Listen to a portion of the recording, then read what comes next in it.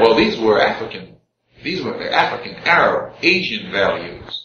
The only section of Europe that had a high value system during the Dark Ages were those on the Iberian Peninsula in the Spanish, Portuguese area, southern France. And that high state of culture existed there because Africans, known as Moors, had come there and brought it there. So, Woogie, play that shit.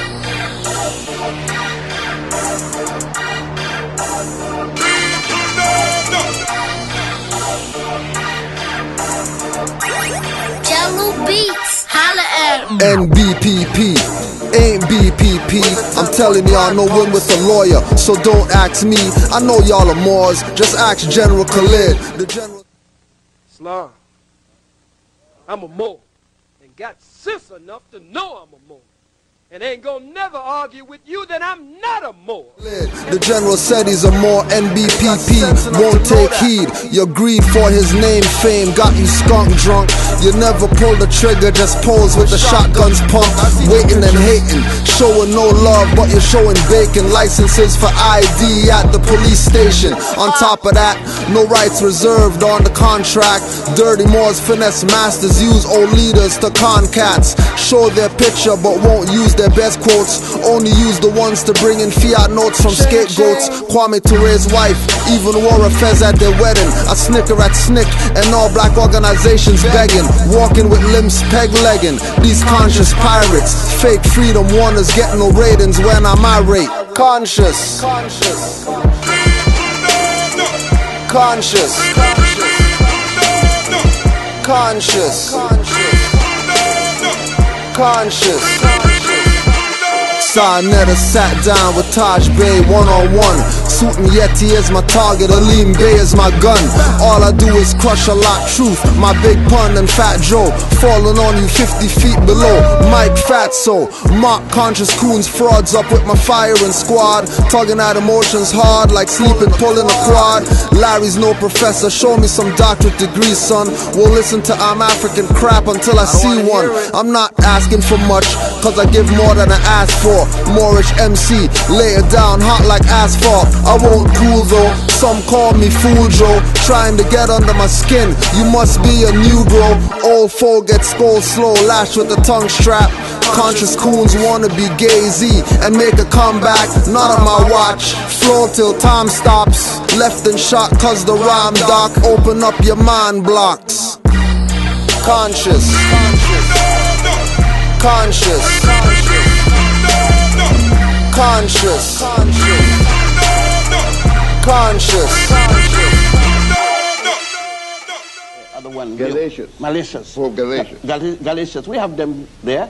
Now, these are church documents. But remember, when there came a time in 1506, after we lost power in Spain, the Africans ruled Spain from 711. We were calling ourselves Moors. M-A-U-E-R-S, then M-O-O-R-S. From 711 until 1485, 774 years, when we built and brought into Europe the university system, building the University of Salamanca, S-A-L-A-M-A-N-C-A in Spain, a copy of the University of...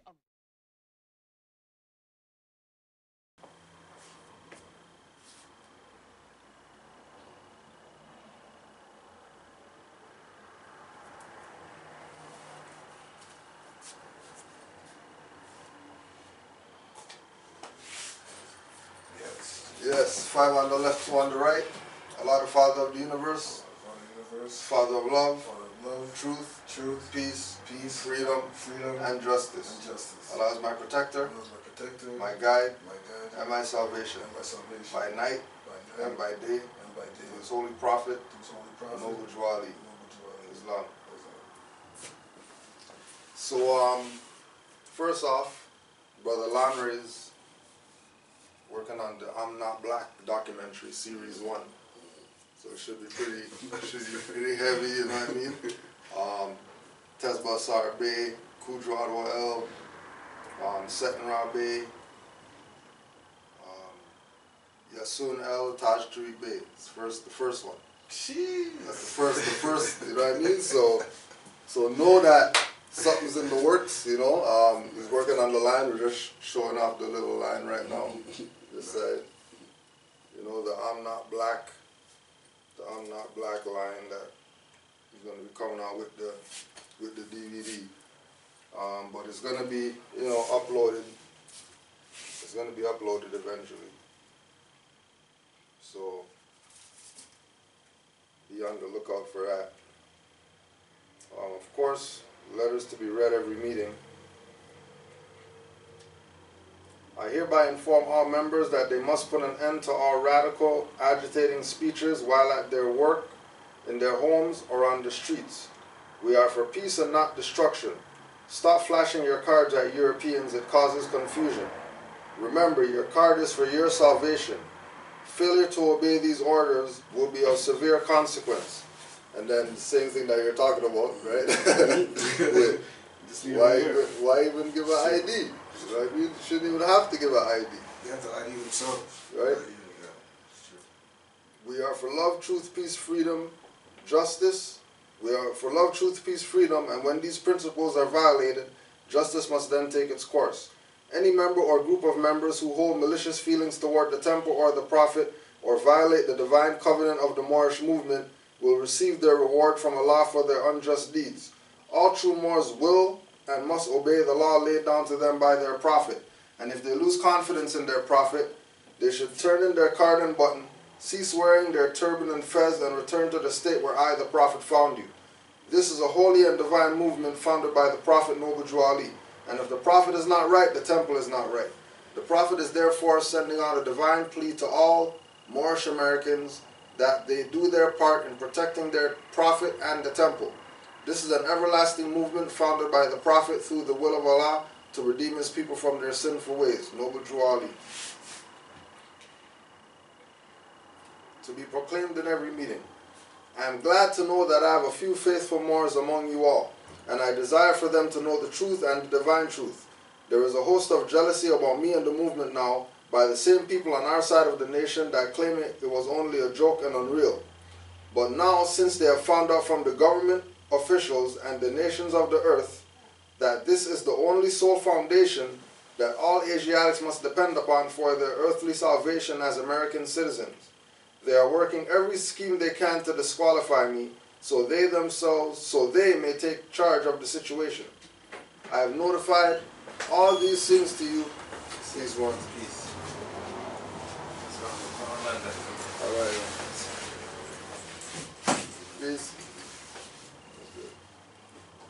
I have notified all these things to you long ago in the past.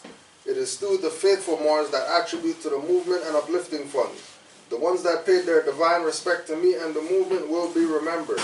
That is why I am calling upon all faithful Moors to increase their faithfulness to me, your prophet, and your divine Moorish movement. I need finance and I need it badly. Never before have I needed finance so badly as I do at present, so I can shove aside the discord that is facing the nation.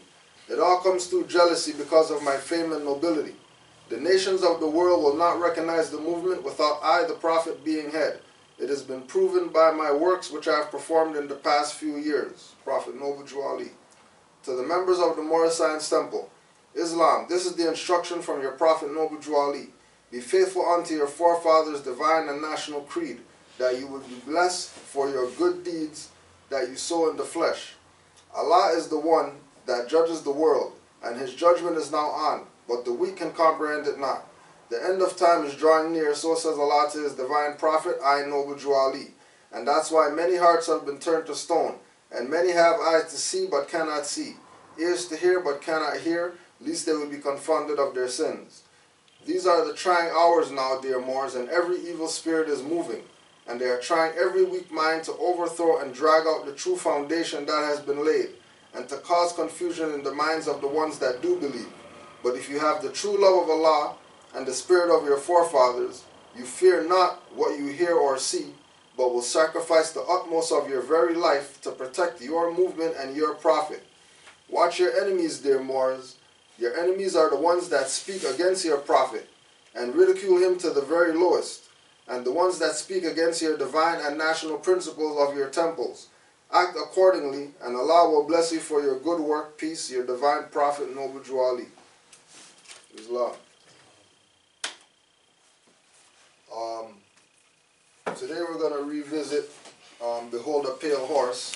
If you never heard of or read Behold a Pale Horse, it's definitely one to get in the library, right?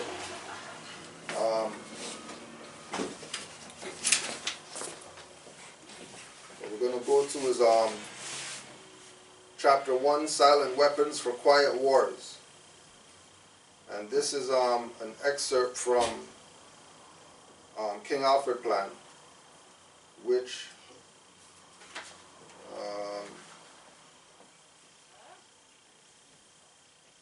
since 91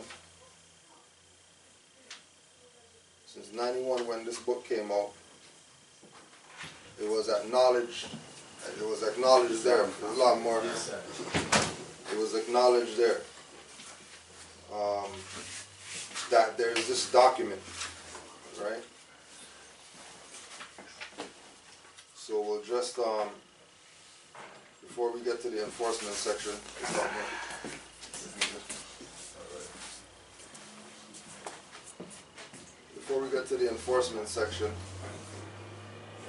we'll just read the intro to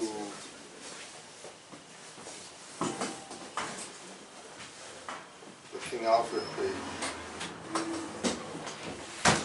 The Illuminati's declaration of war upon the people of America. W.C. Author's note. I read top secret documents. I read top secret documents which explained that silent weapons for quiet wars is the doctrine adopted by the Policy Committee of the Bilderberg Group during its first known meetings in 1954. A copy found in 1969 was in the possession of Naval Intelligence.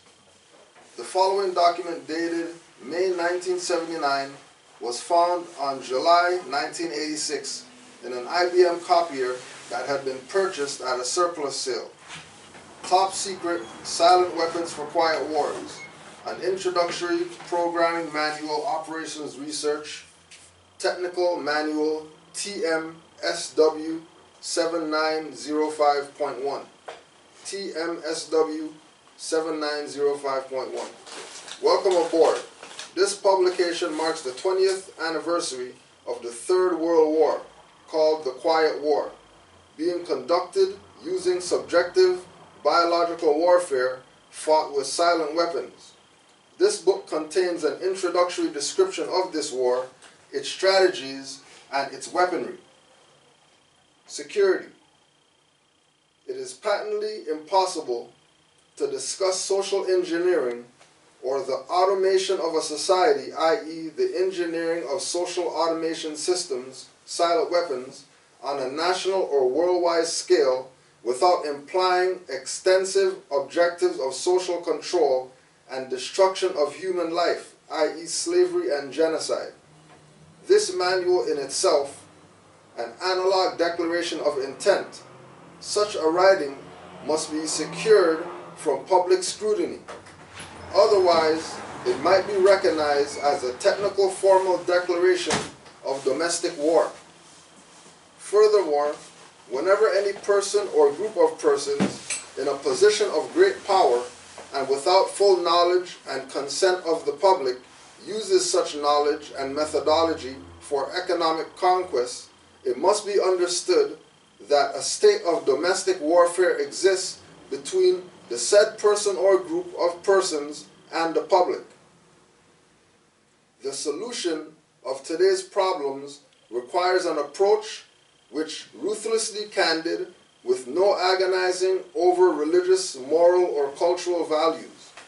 You have been qualified for this project because of your ability to look at human society with cold objectivity, and yet analyze and discuss your observations and conclusions with others of similar intellectual capacity without a loss of discretion or humility.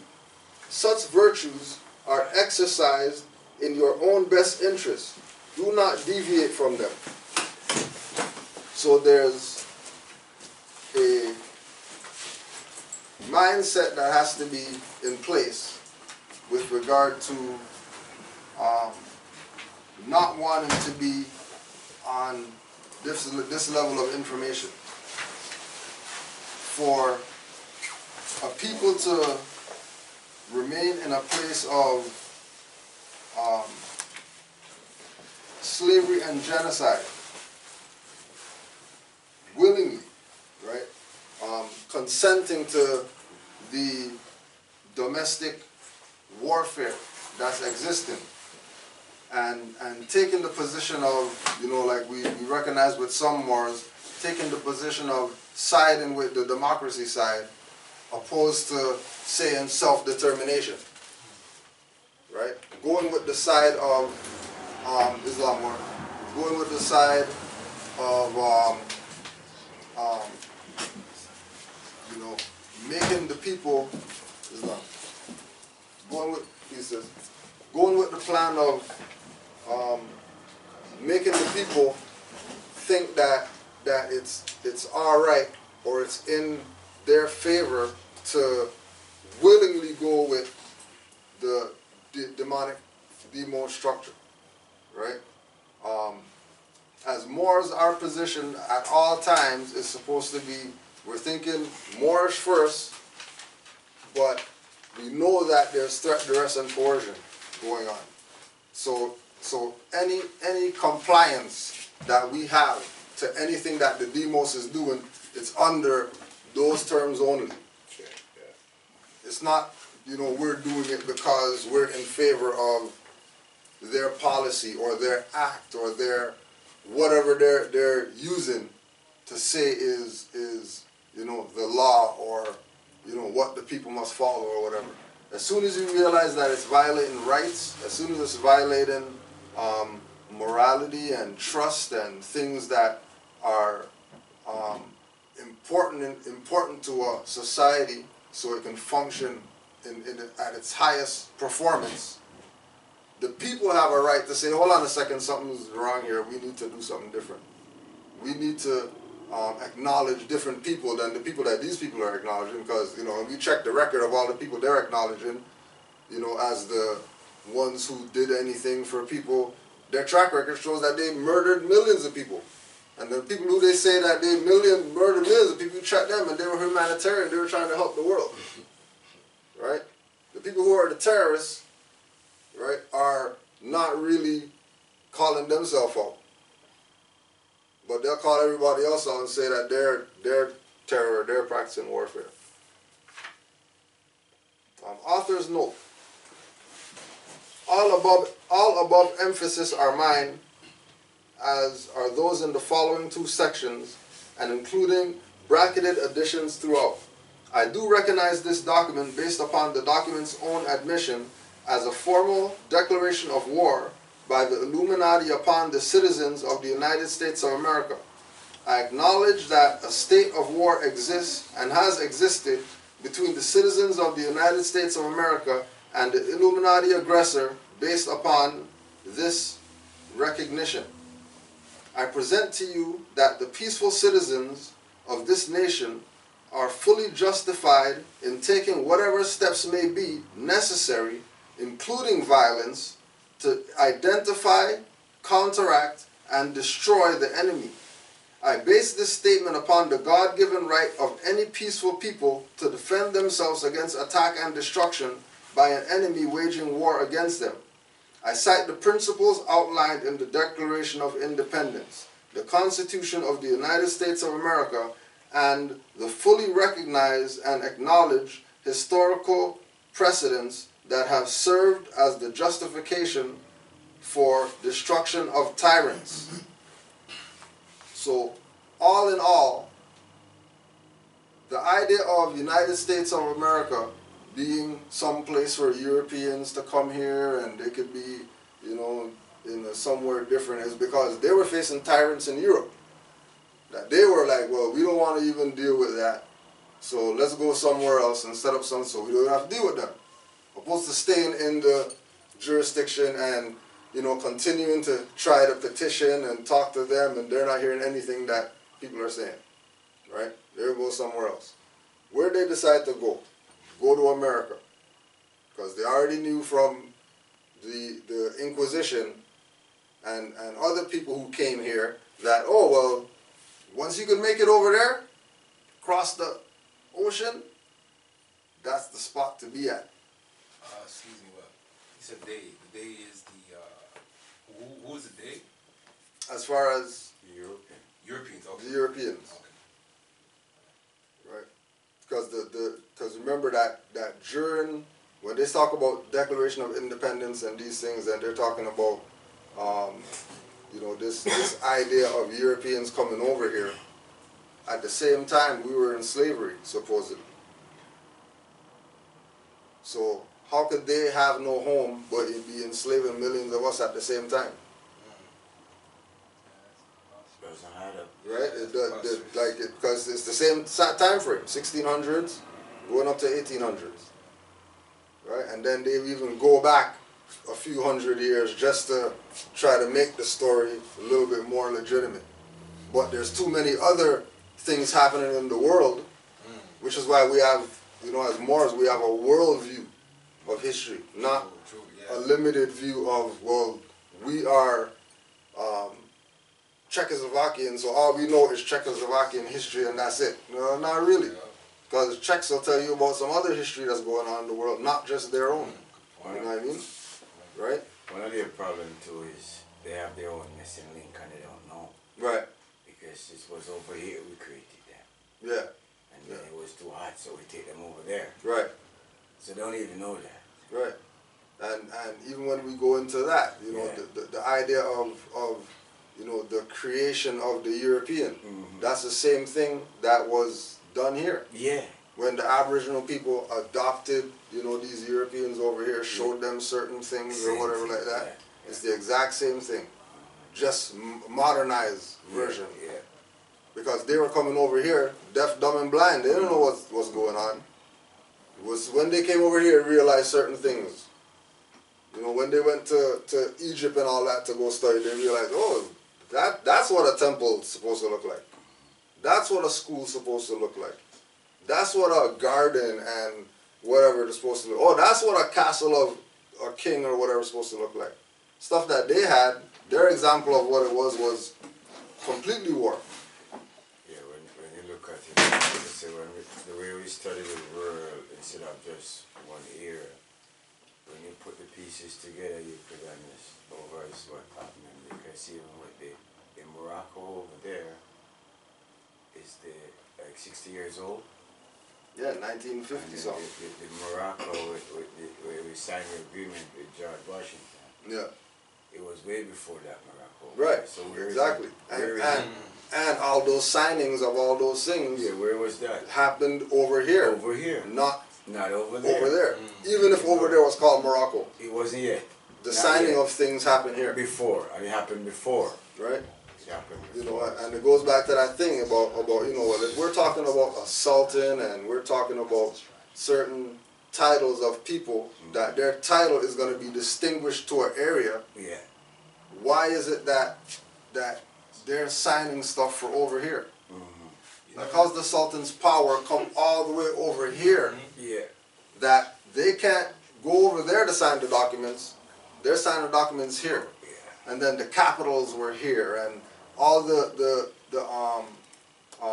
things that you would think United States would have, if they're the ones that are the government, they inherited that from stuff that was already here. They didn't build those stuff that they got that they called, you know what I mean, United States government buildings, Canada government buildings. They never built those. No. Those buildings have been here. They just inherited the seat of power. Yeah.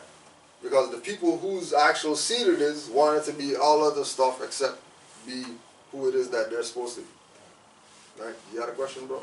Just a statement. Or a statement? Yeah. You know, it's funny how it said that our knowledge and truth come from over in Africa, right? But as you just make a mention, you know, the signing, that truth happened over here. And know, for a lot of people, you know, in the conscious community, a lot of us people, you know, we're all trying to find ourselves, and we're all looking to get that truth and that knowledge and that spiritual uplifting, that spiritual maintenance from the knowledge that supposedly comes from over in Africa, but we over here ain't even trying to comprehend what's happening over here, you know. Right. And that's and that should be looked into consideration. Right. Just to add on to that, my cousin was just asking me about what's going on with the United States with this whole Jerusalem thing. Yeah. I'm thinking to myself, like, people are so, their minds are so focused on over there. Yeah. And they're missing what's going on What's right going here. on right here. You know what I'm saying? It's like, it's irrelevant, you know, the distraction is like high right now, you know? Yeah. And then, and just to touch on that,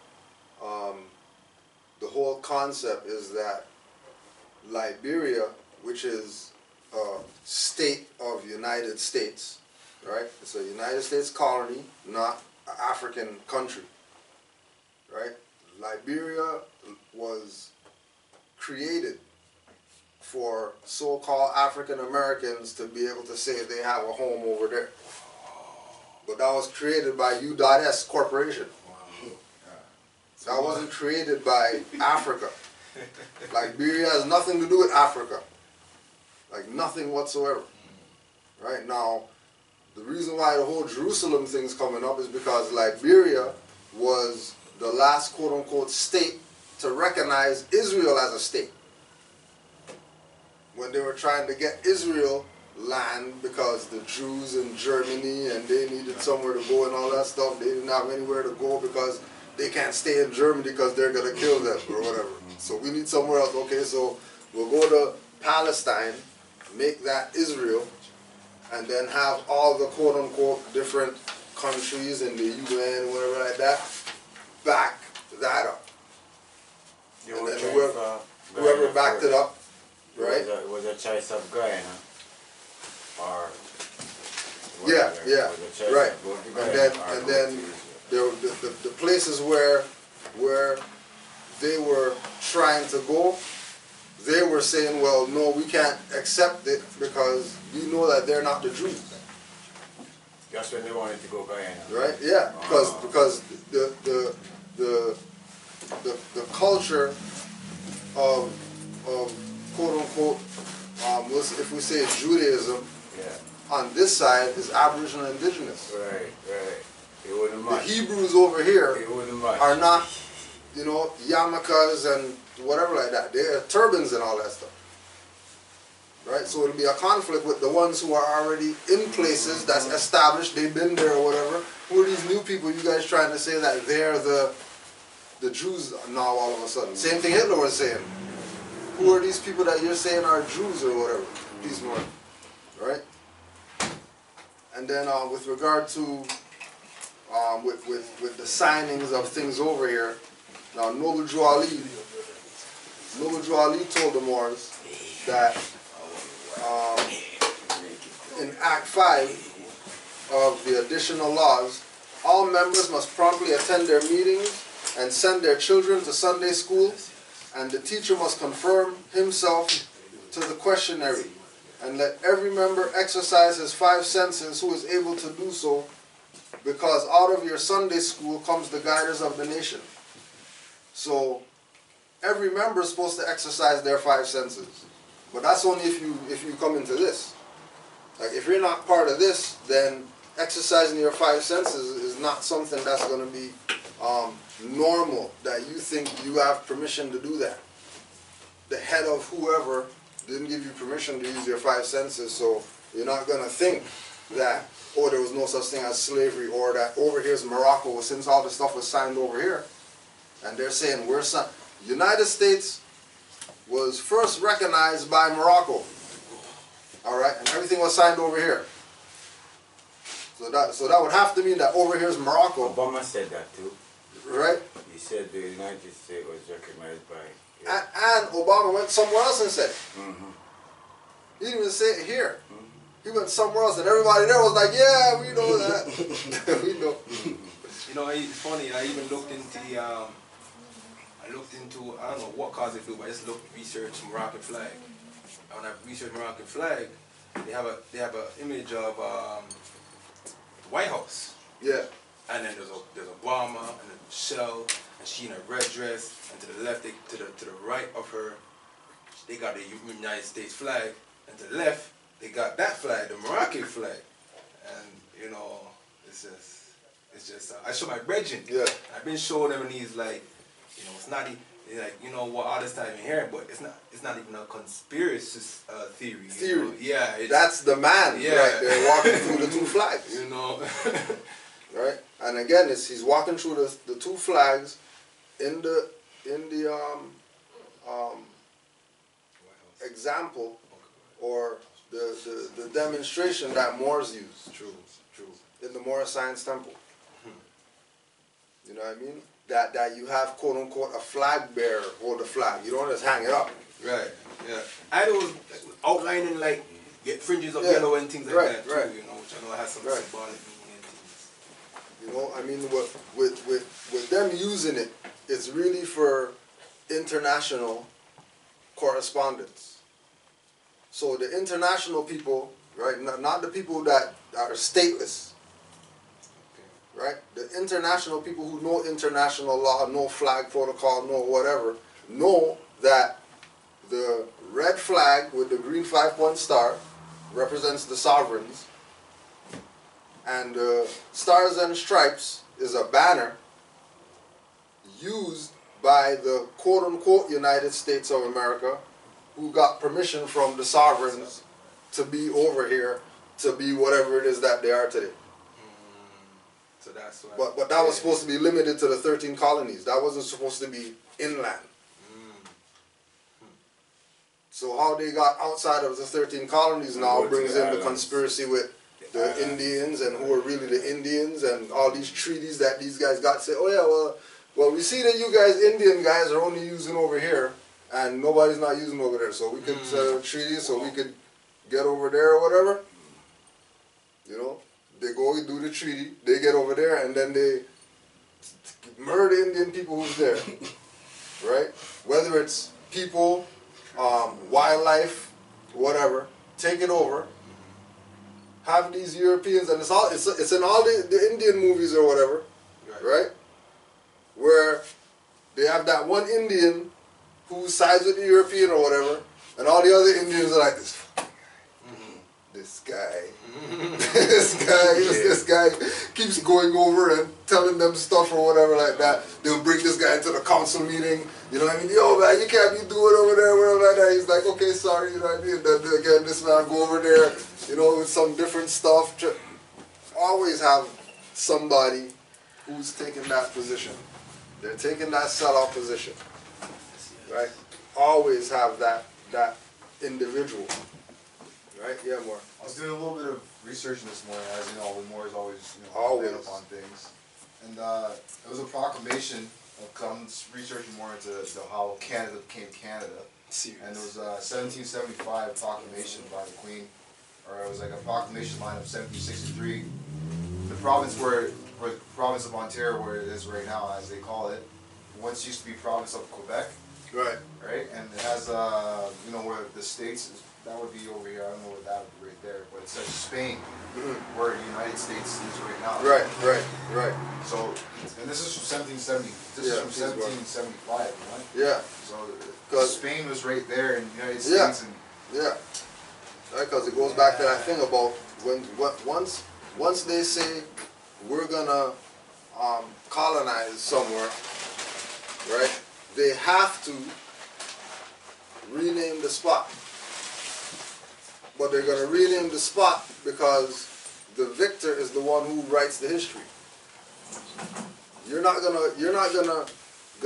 have a war and the losers are like, yeah, well, you know what I mean? They came in, then they rushed us or whatever like that. We were down like 500 to 1, and that one guy was like, he was trying his best, but you know, we got conquered, and then the losers don't tell the story.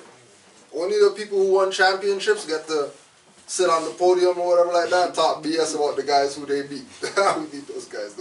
Then the guys who beat are like, yeah, you know, that's just what it is. You know, we're the losers, so like we never won no championships. That's just what it is. But you know, in the time that we are now, where we're starting to realize that, hold on a second, the people who claim that they won might not have really won. So how they get to tell the story, and how come this story is only limited to North America? You talk to the world and they're saying something totally different. Let's touch on that. I bring back to like the Neil Armstrong story where he's claiming to be like he's ran all those miles and whatnot, and when they did the little wasn't that Neil Armstrong, the guy that ran all those miles, I don't know the exact name, but Terry Fox, sorry. When they found out where he was running a fraud, and they trying to take back his medals, like things like that, Hold on, say it again, please. It's a whole thing with his medals. Something was. I don't think it was Terry Fox. It was some runner or something like that. It was wasn't it the cyclist? The cyclist, yes, the cyclist. Well, won that 7 times. He won 7. Yeah. Lance Armstrong. Lance Armstrong. Yeah. There was a motor on the bike.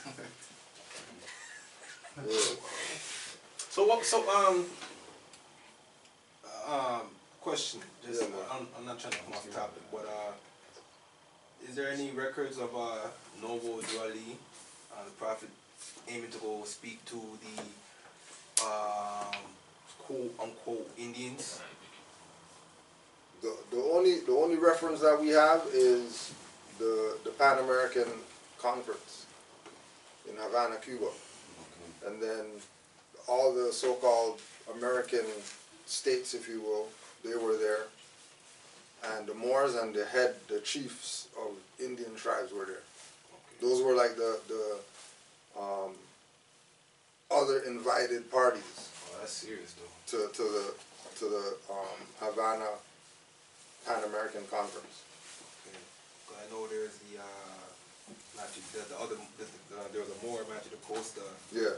He reasoned with them. That which is funny how last year February in Black History Month, Canada gave a recognition, and I guess to put his face on the stamp. Right. But otherwise, people still don't know that. That is a brother, and again, that's the Europeans telling these people.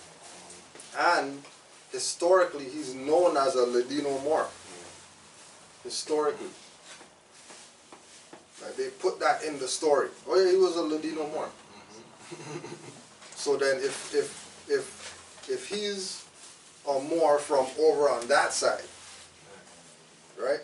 If he's a Moor from over there, how is it that he comes over here and he's speaking the same language as the people that's here?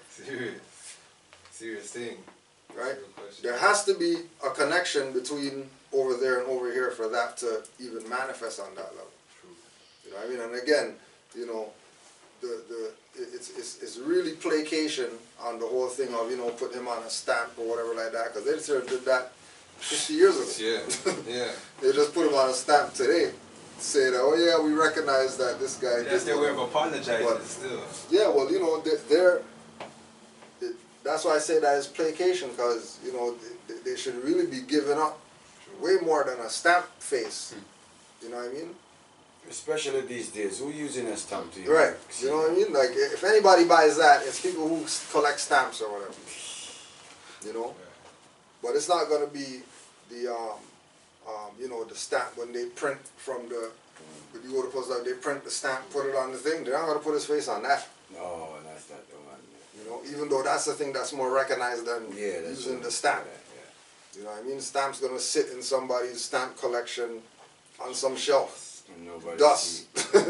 Nobody even knows, cares, or whatever like that. Which again goes back to Drew Ali saying, you have your own press and all that stuff. You tell your own story. You don't need these people to be telling our story like we can't tell it. You know what I mean? Like, oh well, nobody's gonna believe us if we tell the story. Well, then clearly they don't want to know. It's like we tell people all the time. They go to all these black guys to ask them about Moors, and nobody ever came to a Moor. Nobody want to know about Moors. Ask the Moor. Yeah. Everybody asks black guys. How are you asking anti-Moors about Moors? And then expecting to get an answer. That's the predicament that I had gone on through, right? I ain't know nothing about no Moors. And when I asked these people, I actually thought it was Moors. But I could have found out now that They're people that acknowledging the history of the Moors, but they're not calling themselves. But they're not Moors. calling themselves Moors, right? So right. that's a serious thing. That's call it ignorance on my part for not asking more questions, but at the same time that's a deception at the same time because you read majority he says from the words of the Christ there's only two things, there's only truth and falsehood, and then falsehood which appears to be falsehood which appears to be true, so it's either itis, And when you realize that it's deception is when it's time to step away. Too many people realize the deception, but they given some benefit of the doubt of something, not knowing that, they're getting sold out more. By even going there.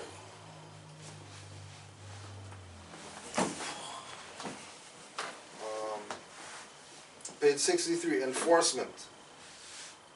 Factor 1. So there's 6 factors. All right, factor 1.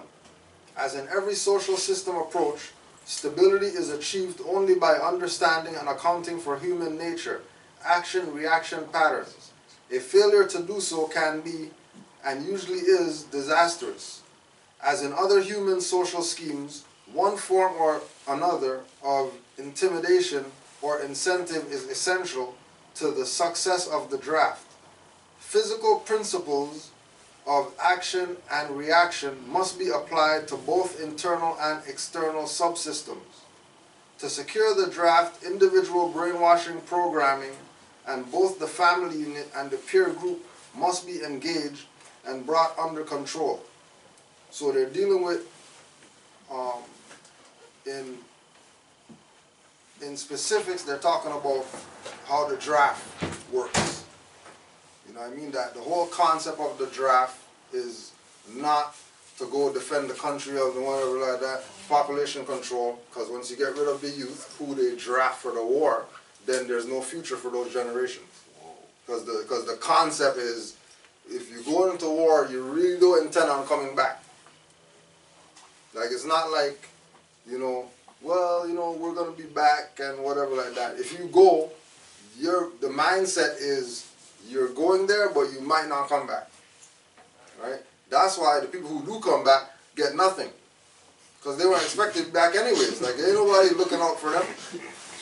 You know what I mean? They're collateral damage. Right?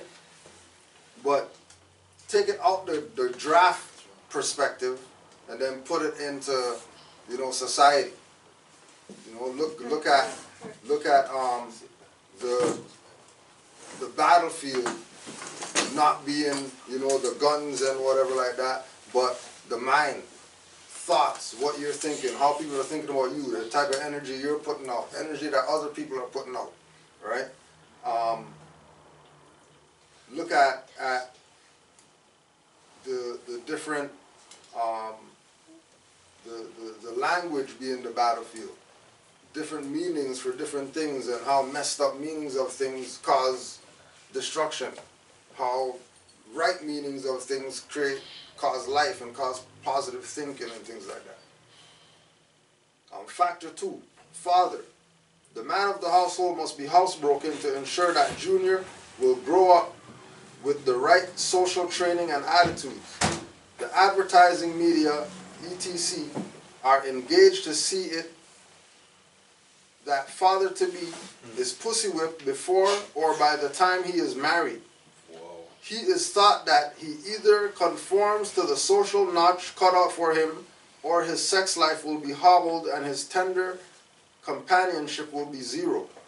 He is made to see that women demand security more than logical, principled, or honorable behavior. Which is why the secure people, when you look at the ones that they use as the example, right, for society, the secure, quote-unquote, men or whatever, they got some other past BS that always comes up, right? They had a name, they were somebody, but,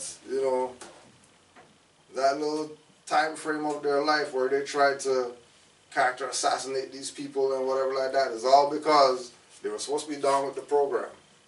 They might start doing movies that were outside of the program. So we're going to go at those people.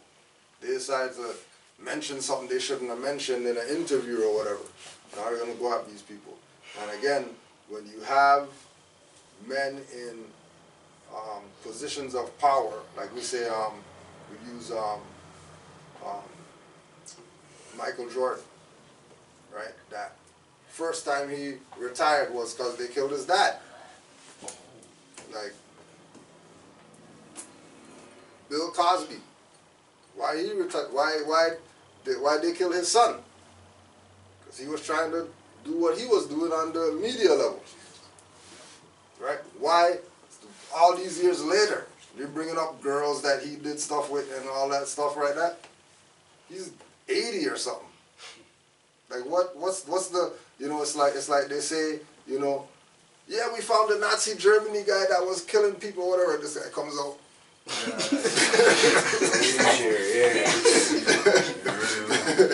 How old are you? 102 years old or whatever. We did this stuff with that. So where you been for the past 60 years? Like, where you been? They just found you right now? Yeah, I was holed up in something, you know what I mean?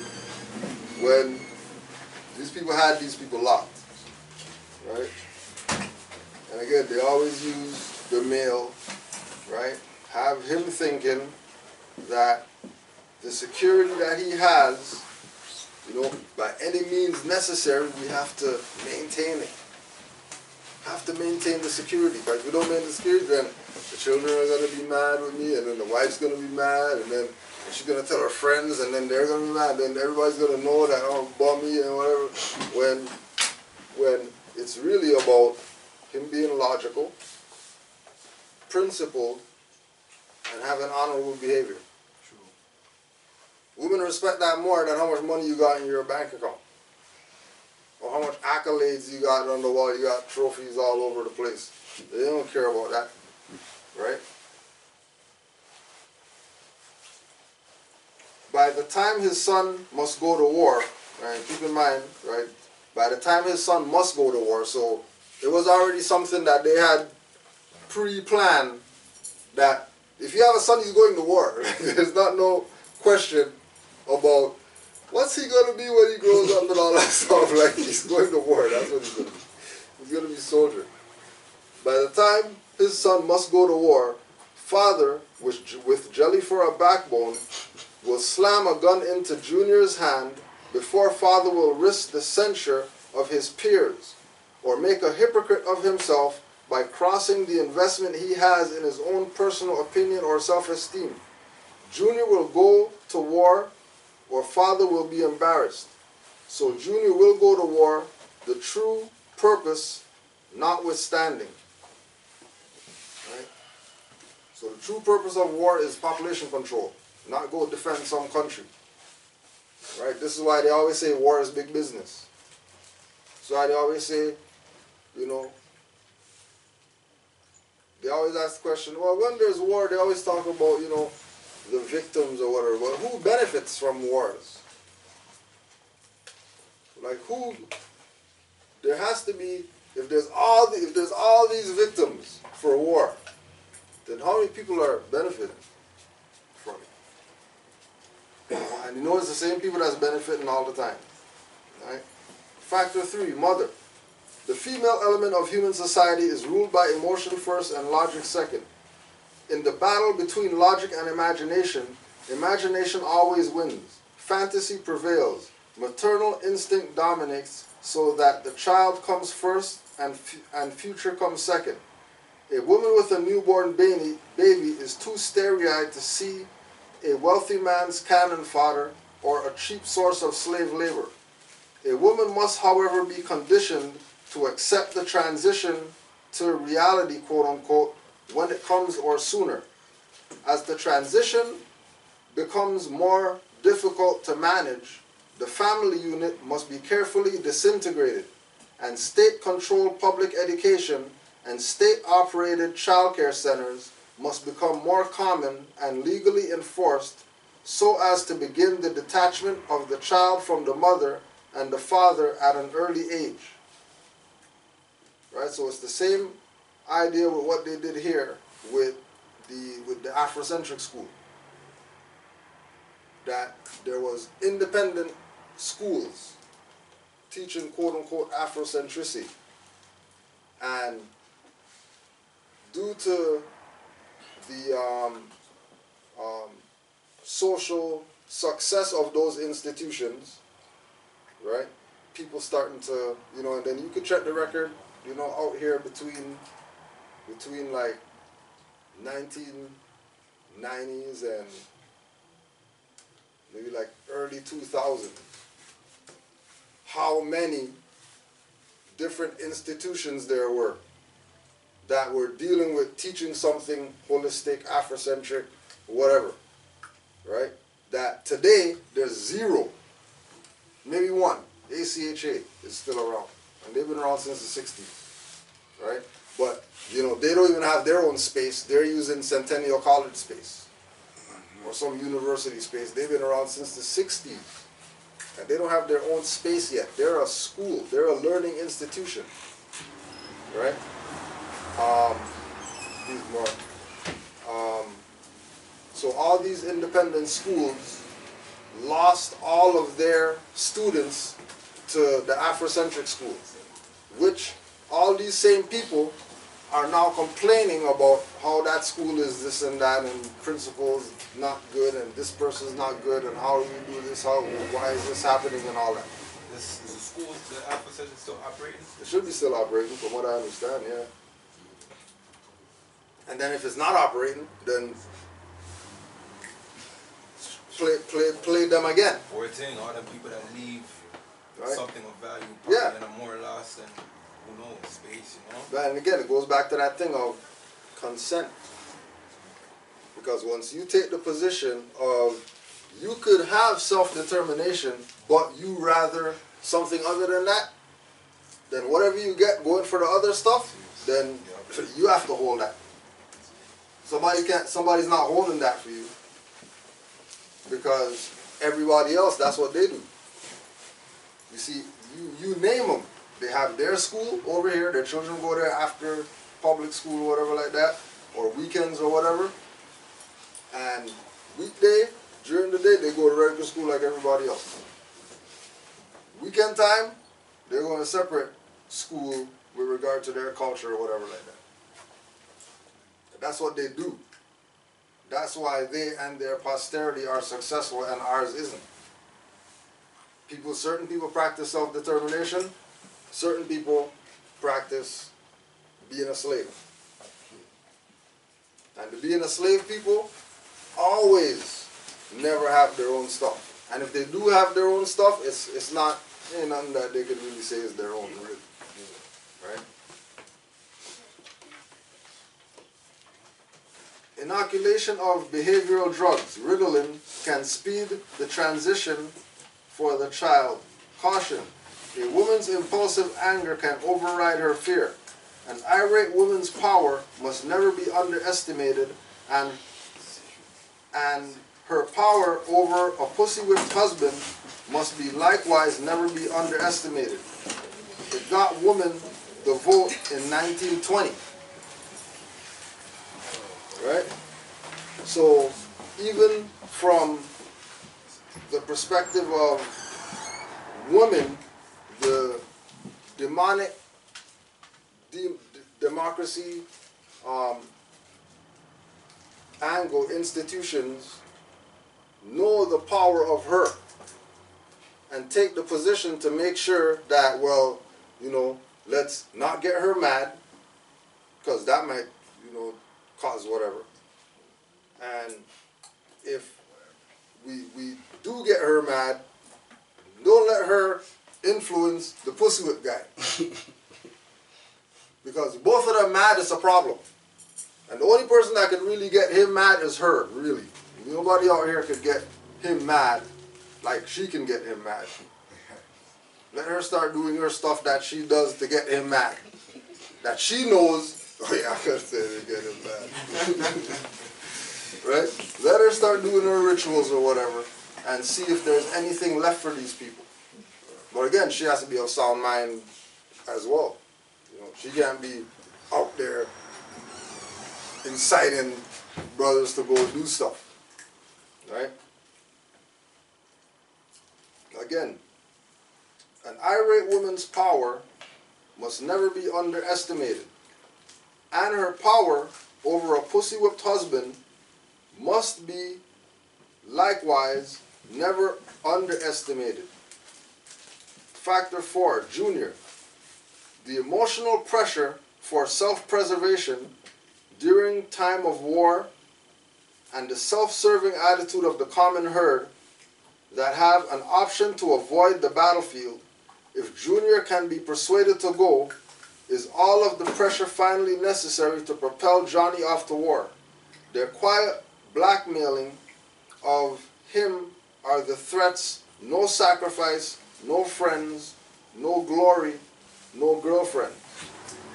So we know that there was a time where, you know, like we're saying, you had to go to war. You didn't have it wasn't a question of you go to the draft, get the test and whatever. It's like you go to war, it doesn't matter. Right? That's what it was, right?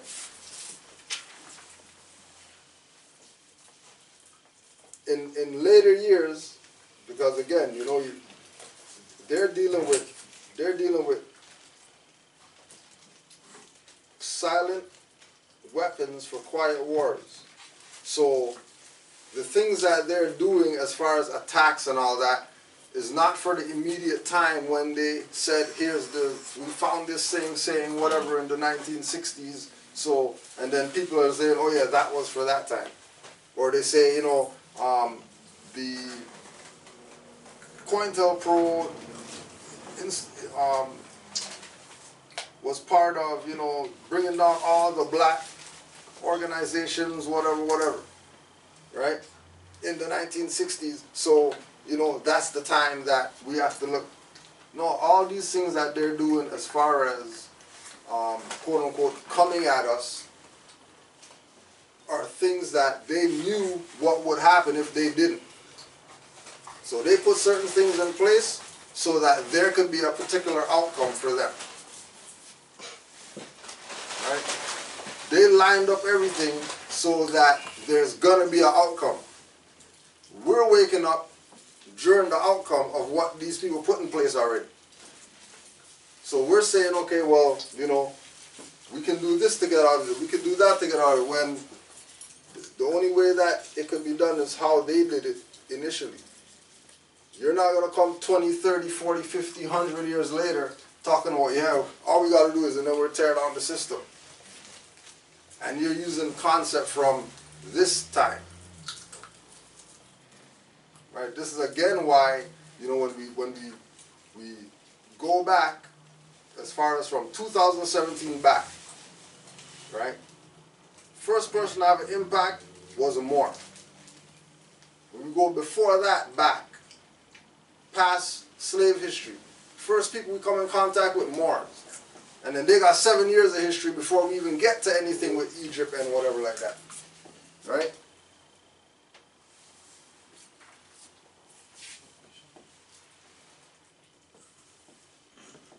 Their quiet blackmailings of him are the threats. Right? So we know blackmailing. So, you know, when you get I don't know about that Moors, all Moors dudes get arrested, and you see them on the news, and then they try to take this. Oh, did you see the YouTube video when they busted the glass and then the guy was there? All that is the blackmailing to get the people's mindset off of being on this, looking at everything else. Sorry, usually those Moors always have like strong names anyways. Yeah. They never have Moorish names. Yeah. Right? Because they won't be able to talk how they really want to talk. You know, because this is divine and national. So they can say, you know, Shakur El Bey. But if they're not Shakur El Bey, they're Jeffrey or whatever like that, that likes to do whatever Negro stuff, then Shakur Bay is not going to work. Every time they use it, they're going to have problems with it.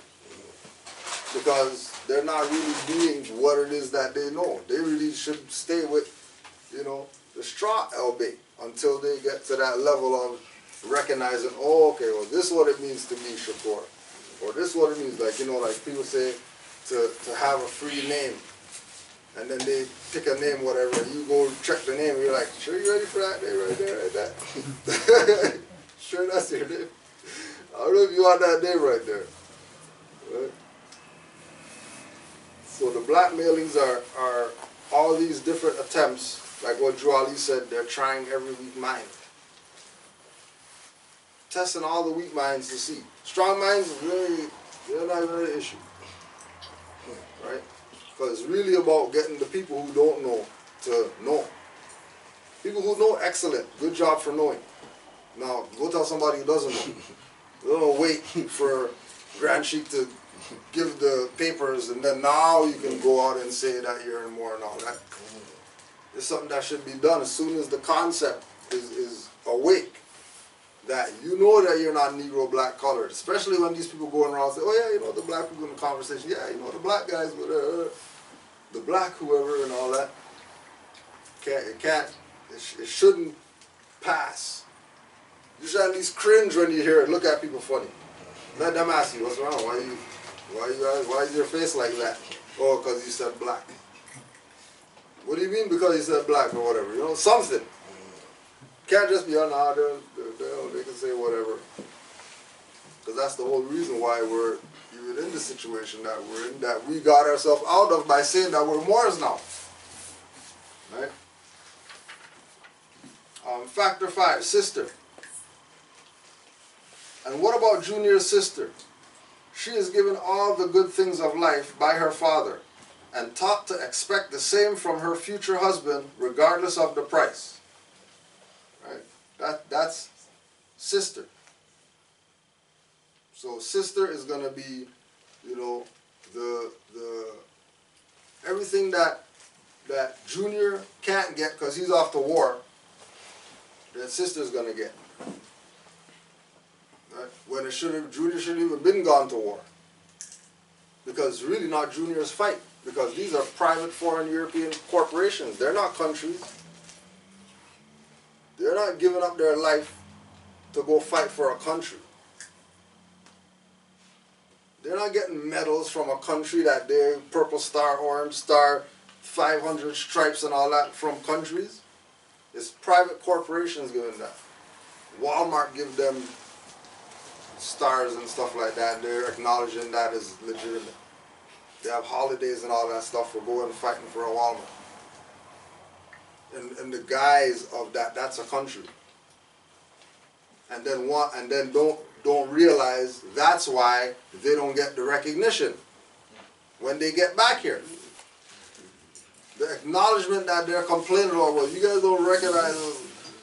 We died for this country and all that type of stuff, and then they don't get any recognition for that. And they're not saying, hold on a second, like, okay, well, we went to fight for you guys. You guys don't recognize us. You guys telling me that I can't get my, you know, whatever benefit, you know, I'm supposed to get.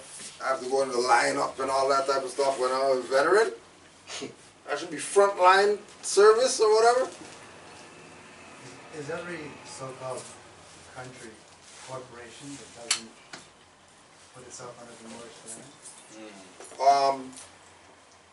We would, if you look at it like, everybody chooses to be allies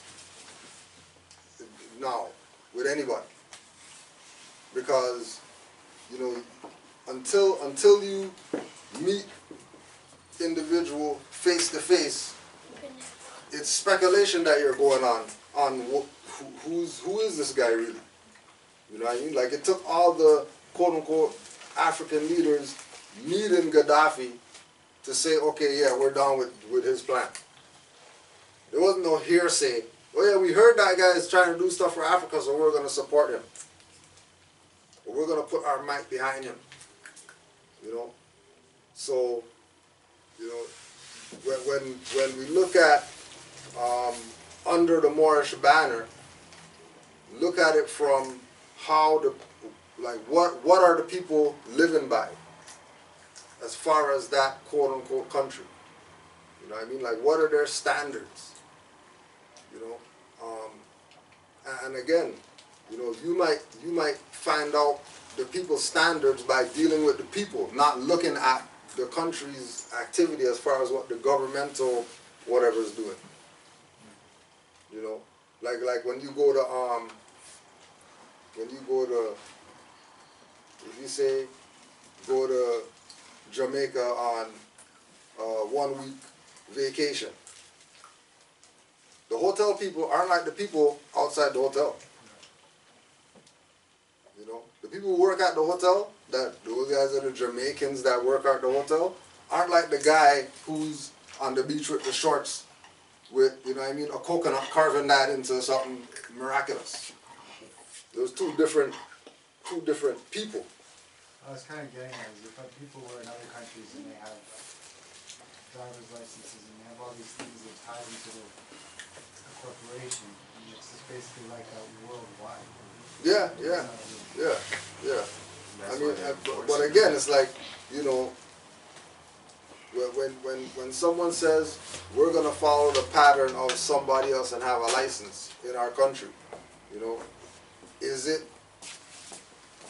them setting it up themselves, or is it a foreign entity setting it up for them? You know, if it's them setting it up for themselves, then, you know, because like, things seem to be getting standardized everywhere. Yeah. From shopping malls to paperwork, everything is just becoming the same. Right. Yeah.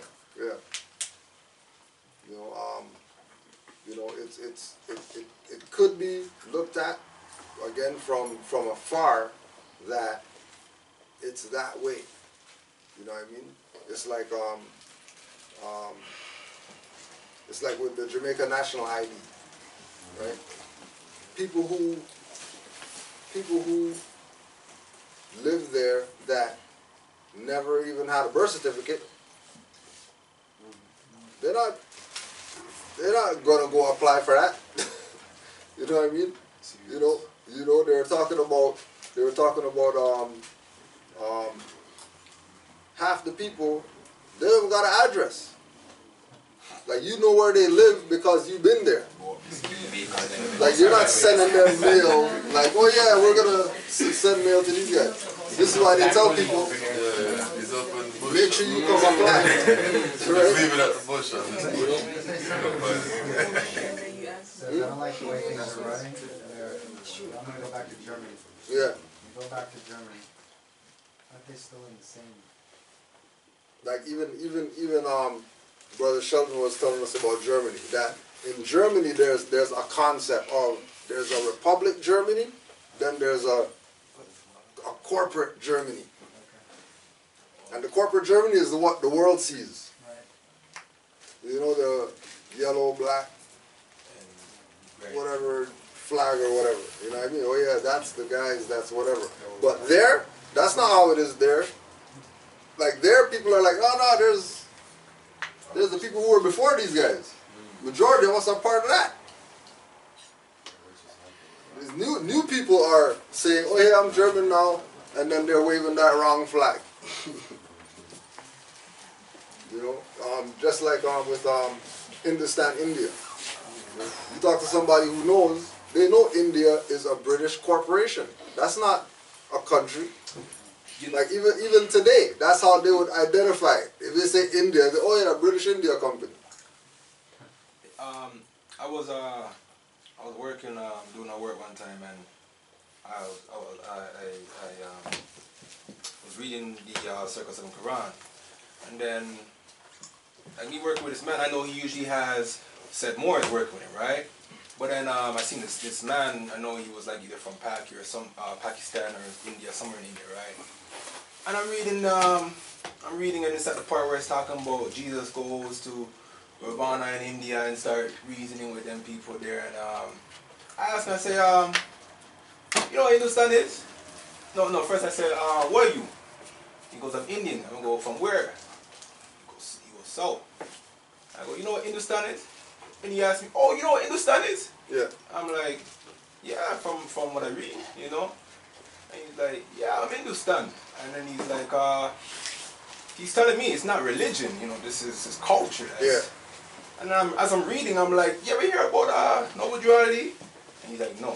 I'm like, you hear about Jesus? He's like, yeah. And I'm reading, I'm like, you know where Arissa is? Arissa? He's like, yeah, that's in Hindustan. And as he's telling me, I'm continuing to read it. Up, and some of the things he's saying is, I'm like, yo. Yeah. I'm like, that's deep, you know, but just want to share that. Yeah. And you know, that's how you know with a lot of the information that we're embarking on this journey. You know, we could read whatever in books, but when you go talk to some people from these countries that we're reading the history about, and they're verifying certain things that, you know, you talk to scholar people and they'll deny it. You know, but then you go talk to somebody from there, they're telling you, oh yeah, that's for real. That's why I always said that when they were doing this colonizing thing, they didn't know people would leave Jamaica come over here. Meet up with Palestine that come over here. Yeah. They never know that. Right. Never think it would happen. Factor 6, cattle. Those who will not use their brains are no better off than those who have no brains. And so, this mindless school of jellyfish, father, mother, son, and daughter, become useful beasts of burden or trainers of the same. Right? This is how they look at society as a whole now. Right? Just like cattle. Right? Just like cattle. That's why they turn to the shadow, right? That's why they say shadow. Offensive, right? Shadow slavery. So the cattle don't realize they're talking about them. The cattle don't put, you know, 2 and 2 together. To realize, oh, cattle is shadow. Oh, when they say job, they mean Job from the Bible. Oh, they don't mean go out there and go get an occupation or whatever. They mean go read Job and then see what that says and tell me if that's not your work that you're doing right now. Under the guise that, you know, you're that's your occupation, your job or whatever. When all you're doing is slave labor. Because they're really not paying you. Right? It's really about the, you know, using the energy. You know. And then the receipt for your energy is that paper. That they say is a, you know, income statement. You know. Because if we, you know, and then if that's the case, then we should just, if we're not getting paid anyway, we should just take our energy and put it into our own stuff. Once we put our energy into our own things, then maybe then we could have something. But you can't put energy towards things that are dead. You can't put energy to black stuff. It's not going to do anything. It's dead. It's like I was reading alchemical energy, and it's talking about how like the sun is the gold and the moon is the silver. You know, it's like they use the same energy. Yeah. The same concepts to drain our energy to chase after something that's we're not even getting in return, you know? Sun is the gold and the moon is the energy. So yeah, the moon is the silver. So they use the example of, to qualify the moon is the silver, they use the example of the 4 quarters.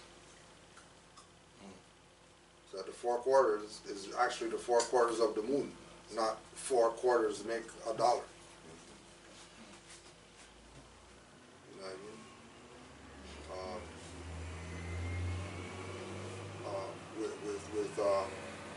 You know, with the whole thing with the sun, that's why it was always gold coins before bars. Bars came later.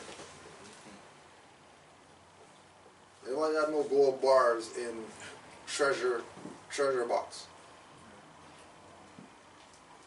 You know what I mean? It was coins and rubies and whatever like that. All that is natural resources. It's not really how people really see things. You know what I mean? Like, we've been off with everything. Yeah, serious thing. And I think that's where we kind of have to also be mindful to question everything, every little thing, you know? No, but and again too, like, you know, the only way that you're going to be able to question is if you have a free mind. Because the closed mind, they want closed-minded people.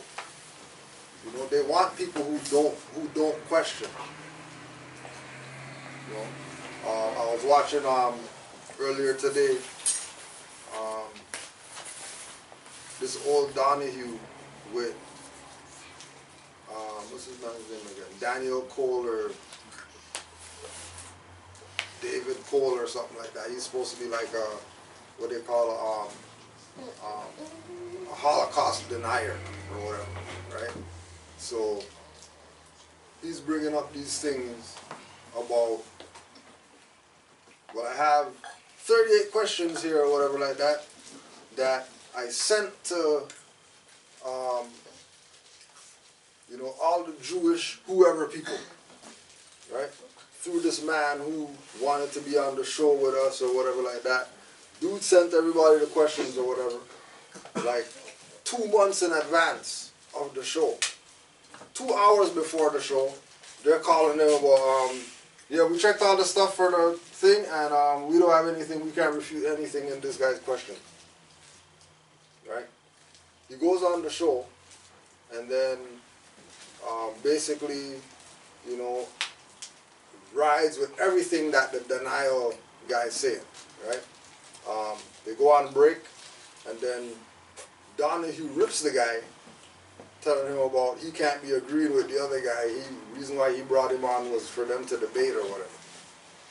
The guy's trying to tell him, like, yo, like, there's nothing to debate. Like, all the evidence is pointing at there was no Holocaust. How these people are talking about it. You know what I mean? I went and I asked all the Jewish people, whatever, who are the head people of the Holocaust or whatever. They didn't come back with no rebuttals. So I'm gonna have to go with the guy. So man ends up going on the show, ripping the in denial guy that he's a liar and all this stuff or whatever like that. These mans talked after. Man told him that Phil Donahue put him up to it and all that.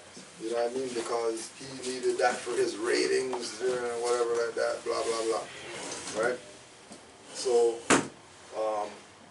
things that they're bringing up is like the one that stood out to me was they were bringing up how they say that in all these concentration camps or whatever, or not concentration camps, in all these cremation whatever, where they killed all these Jews, they had Jews stacked up past the door and all that stuff because they killed all these Jews or whatever. And the man was going and said, you know, we went to this one, and we went to this one, and we went to this one, and we went to this one, and we went to all these whatever. And it's interesting how, in order for us to get into the thing, the door swung in. Like, you know, if they're going to be stacking up these whatever to the door, it'll probably be more logical to have the door open out so you can get the bodies out or whatever. Because there's no way that you're getting in with the bodies stacked up against the door. Right? And this is like all of them that they went to. This how the doors opened in all of them. Right? And again, they're going in the whole thing about, you know, we're not denying that people died and all that stuff or whatever like that, you know. Just like what the Moors are saying, we're not denying slavery existed, that it happened. We're just saying that the way that they're telling you how it happened, it probably didn't go like that. There's too many things in favor for us to say that, you know, yeah, that's how it went, you know, and not challenge anything. But once they get the people to that cattle stage, you know what I mean? All they have to do is just prod them, and then they won't ask no questions. Hey, can it? And then no questions. You know what I mean? Eventually, they don't even have to touch them with the prod. They just turn it on. And these people just, okay, no, sorry, we're not going to ask anything.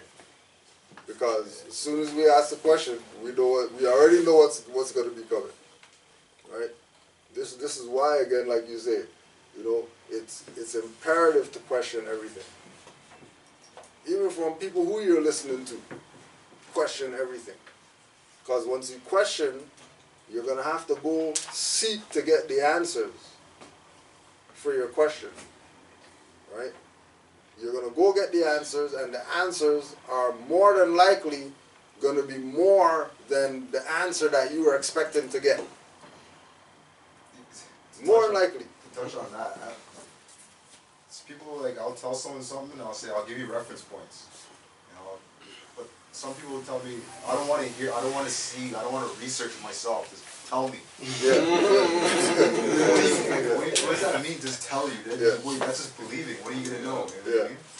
That part feels me right there. And even with that, even if you tell them, it's just like you said, like you had the picture of the Moroccan flag and whatever like that over here. You know, Moore's been saying that this is Morocco or whatever. Here's a picture of Morocco standing in between the Moroccan flag, whatever, over here. And then nobody's not excited or nothing like that. You know what I mean? Like it's you know what I mean? Only Moors are jumping up and down. I show my brethren the same thing as well. I actually was watching a video by Atash Sharik and its Keys. And it's so funny that me and my brethren was reasoning the day before. We was just like, I was like, what does keys mean to you? And he's like, oh, something that unlocks something. And we just, you know, I was like, okay. I was like, all right. So what about a code? Is a code a key too? And he's like, well, you know, I don't see why not. Anyways, I was looking at the video, and then I was telling next day I was telling my brethren about Moors and how, you know, we're recognized internationally by other nations, you know. And I told my brethren that enough times, and then after, like, then I read the statement that the mayor of Chicago made about the Moors. Yeah. And when I read that, my brother was like, yo, that's real, huh? And in my head, I'm like, but bro, I've been showing you that, you know? And I'm like, what, you think I was lying? You know, but at the same time, I'm like, okay, I understand you got to hear it for yourself. But that shows that, you know, we gotta be willing to do the research. Cause I don't keep it real enough time. I'm studying, and I'm like, yo, my dictionary's on the ground. I gotta get it. Or yo, you know, I gotta go and, you know, sometimes I get it, but we gotta really fight our own selves enough times. Yeah. I mean, unfortunately, you know what I mean. But you know, everybody has their own learning curve. You know what I mean. Everybody's gonna get it when they're supposed to get it. You know, it's with the ones who got it, you know, the ones who have it, are they presenting it in a fashion to make other people consider it? You know what I mean? But, you know, again, with our people, it's you know, they're the ones that don't accept it. You know, we talk to, like, you know, as Moors, we talk to everybody. Anybody, any religion, whatever, doesn't matter. And nobody has nothing to say crazy about the Moors. Like, we say that we're Moors and it's not a negative thing for them. Only with our people is it like that. Is it something, oh, well, I heard that the Moors are the... How come Buddhist guy didn't hear that stuff you guys are talking about? How come the Hindustani didn't hear that stuff that you guys are talking about? Arab slave trades and the Moors did that and brought Islam when people didn't want Islam and all that. You know what I mean? You know? So, Drew Ali, there was a book that came out called Moorish Literature. It was limited in the articles that it had in it, and there was a revised version put up on msta9.com if you want to get that, called Moorish Literature. And it had some extended articles that weren't in the common articles. So we'll just go through a couple of those, then we got a few questions that we had there. Nickname. When the forefathers of the Moorish Americans were first brought to this nation, They had a nationality and a name. But in order to separate them from the achievements of their forefathers, a name was given to them which had no connection whatsoever with the founders of civilization. They were nicknamed Negroes. Today, in this nation, there are no such things as Negroes in the sense as they are called. Just why so many of the intelligent Americans will continue to cling to this nickname is hard to understand. If you look in some dictionaries, you will see that the word Negro means a sly person, a coon. If this is not an insult to the illustrious history of a nation, there can never be one given. Just as they have saddled on the Moorish Americans the name Negro, they have also given him a religion that was made to enslave him and stop his progress. It is the duty of every man who lives to redeem the name of his forefathers and not be herded into the mass of weaklings. Stop referring to yourself as Negro, colored, and black, for you are neither. If you are men, American citizens, speak up for yourselves, or it will never be done. As long as you wear the clothes of another, or live in the house of another, or depend on another in any manner, you are truly a slave to them. If you would be free indeed, you must seek the truth. You must know the truth of your nationality and the name of your people. You must not be a coward and deny yourself the personal rights that belong to every man. So anybody who's talking against standing up for rights is a coward. Right? These are all these people that are talking negative about people who are quote-unquote active Moors, that are going out here and demanding these people to prove to me that I have to show you a license. Show me the law that says that. Don't tell me some code or whatever. Where's the law that says that? Because as Aboriginal and Indigenous, we've been here before licenses. If we're here before licenses, how is it that you're trying to put that on me as that's who I am? Right? Only, unconstitutional people won't stand up for the Constitution.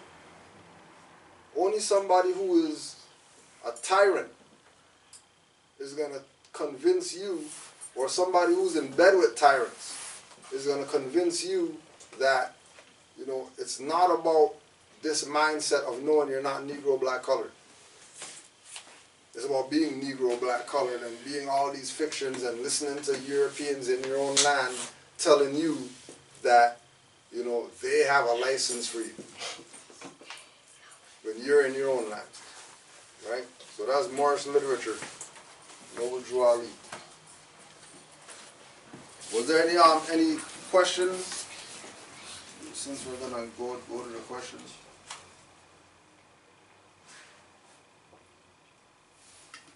I was just building with the brother. I was like, you draw a tape, right? My brother needed my assistance, and he brought another brother on who claims he's Kemetic. And I was like, okay, Kemet, where's Kemet? But he couldn't tell me what Kemet was. But he's saying he's Kemet, so I'm like, so what, you know about the Moors? He said, yeah, he knows about the Moors. I'm like, so what, do you recognize that you're a Moor? He said, no. I'm like, what, the Kemetans, they're Moors. They're Moors. He goes, no, they're not. I'm like, oh, well, you know what? I'm not gonna go there because Moors we don't argue or debate.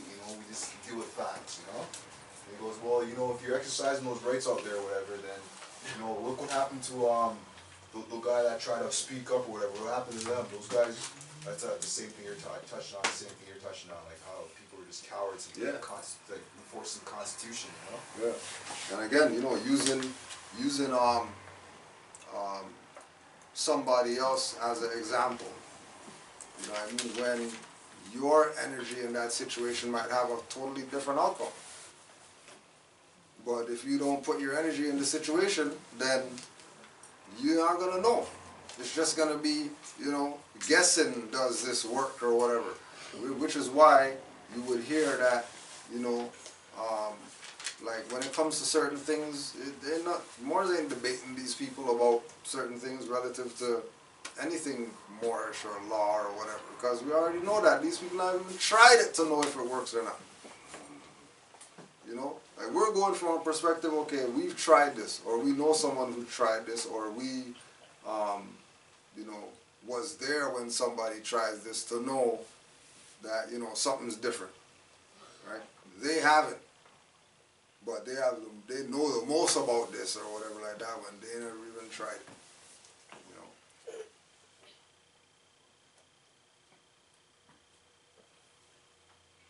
That's what it's gonna be. We have a testimonial, Brother Gomanico L. Islam Moors, while at work I received the visit of an ergonomic specialist, Ludovic, Ludovic. While he was taking measures, we were dialoguing in French on sports and the science of body movements. At some point, he was talking about his native locations, Marseille, France. So I decided to ask him where his parents were from originally. I asked him the question because I sensed that he might have Moorish blood due to his phenotype, brown eyes, dark hair, skin tone like George Clooney. Then he replied that his father was from Algeria and part of his family was from Corse and Sicily. At that point, I was in my mind, now this affirmed why I sensed that he had Moorish blood. This is connected via the Phoenicians and the Carthaginians. So right away I told him, we might be family, you know, in a way to bring him into the conversation on the ancient Moors within that area. Then he answered by stating again his family lineage is from Corse and Sicily. So I replied again, yeah, I'm telling you, we might be family. Yeah. Oh yeah? This is the dude now.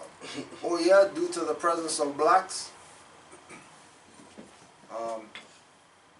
He said, and then Brother Gomanico said, nah, I don't identify myself with noir. I waited 3 seconds to bring a suspense and told him, tu sais, je suis un Moor. You know I am a Moor. Ludovic replied with explanation, oh, not M-O-R-T, which means dead, but M-U-U-R. He literally pronounced it with more explanation. Me, I just nodded, head up and down. Ludovic, very few people knows that, in a sense that he did not encounter many people who showed or knew that they were Moors. Right? And Ludovic is from France. His family's from Corse and Sicily. And he knows. And he said M-U-U-R, not M-A-U-R-E, which would be French. So what's his reference point for what Moors are? If he's saying M-U-U-R, but then we know in French it's M-A-U-R-E, he's somewhere totally different relative to his reference point for what Moors are. Question. Yeah, more. French. More in French is M-A-U-R-E. Yeah.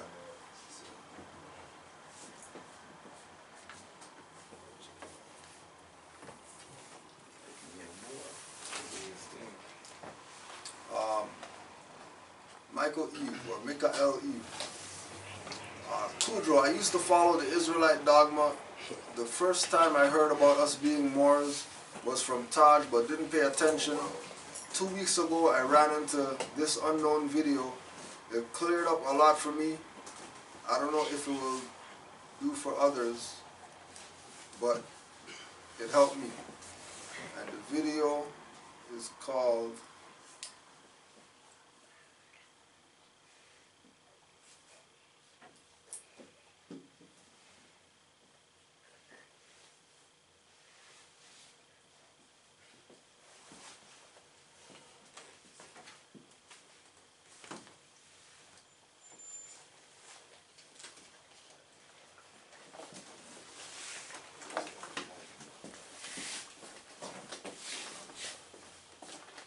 precisely called more or Hebrew. Is that when they sit on the couch? No, it's like a dude with a. And I do mostly everything he says. It looks like it's newly uploaded. Uploaded November 5th by Common Sense. Uploaded November 5th by Common Sense. It's called More or Hebrew or Tribe, Chinese or Buddhist or Clan. Right. Okay. More or Hebrew or Tribe, Chinese or Buddhist or Clan. You know, I have a... yeah, man. Yeah, I think the problem with a lot of the Israelites, majority of them, you know, which are Moors as much as they want to deny, is the fact that there's a difference in knowing what you're reading and understanding what you're reading. And I say that because taking in the words of all the prophets from the Bible, but never ever taking in the words of the prophet that came, and then you're gonna say everything negative about some you have no understanding of or never even heard anything of what the prophet had been mentioned. You know, and that's not a diss, but that's just me speaking from fact, from the journey that I've come from. Not to say I'm better than anybody, right. You know, but just yeah. That's real.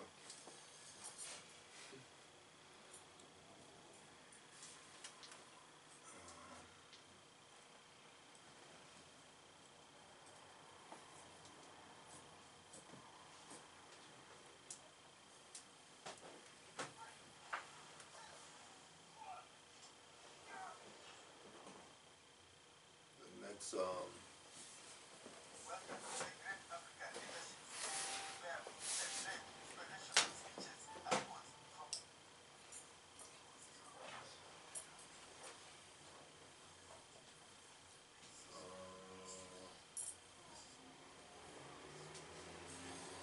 some of these ones we'll do in Tuesday class because it's images. The class on Tuesday? The online, we do online class on Tuesday. So somebody just sent a picture of Cam Newton showing up to work today with a fez on today. Cam Newton? Yeah. Word. I don't even know who that is, but Sunday. No, he's the Sunday NFL Countdown on ESPN. Sunday NFL Countdown, ESPN. What, tassel on too? I don't even know. There's tassel on, but he definitely got fez on. That's something still, you know. Man, millionaire coming here. What you wearing that for? Right.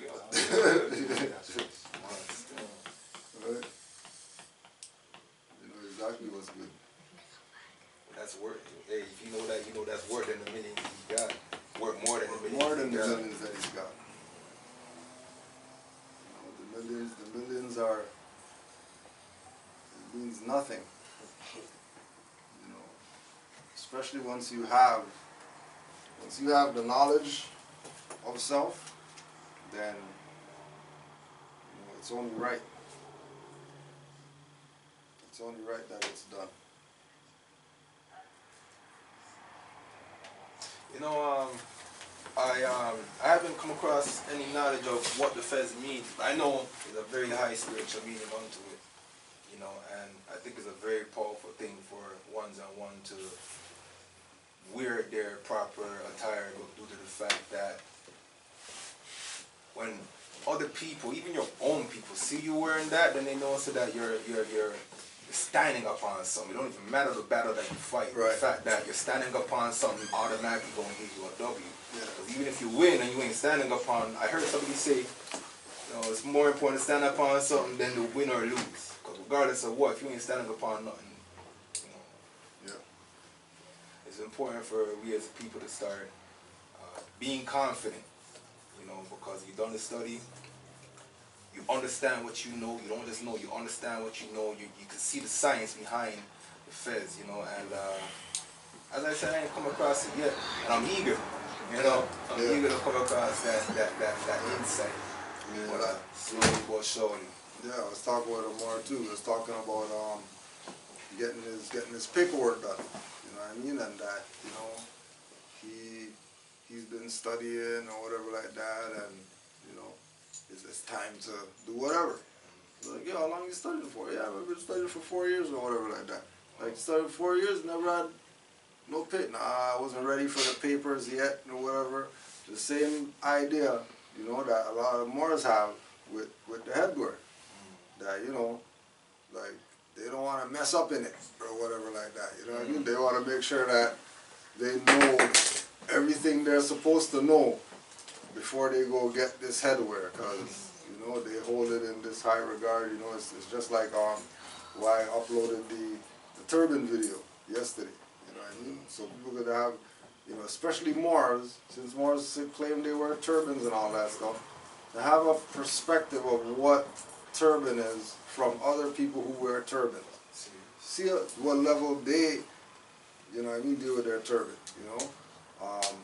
And the one dude that stuck out was the elder with in the army. You know what I mean? Crashed his plane and all that stuff like that.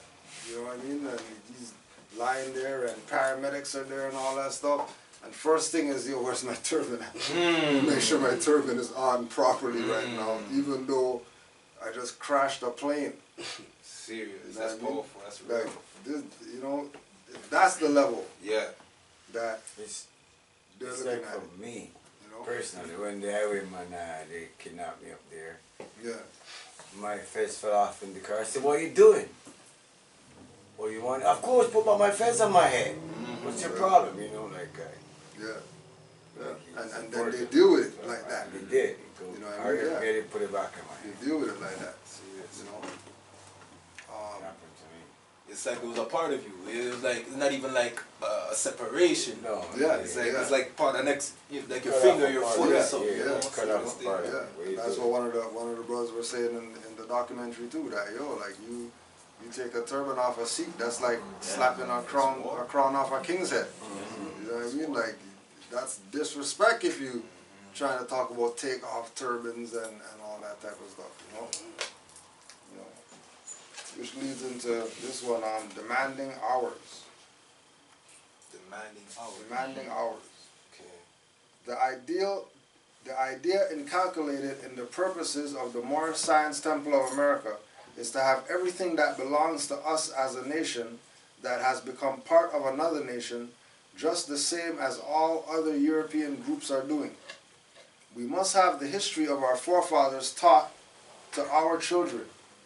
We have ceased to calculate our history from the landing of the first 20 or the close of the Civil War. While all records of the tombs of the old world are proclaiming our glory to the nations, we have come now demanding that we be given credit for the great work done in the past by our ancestors. We are not asking others to give these records to the world for us, but we demand that such records be broadcasted to the four winds by us and for us.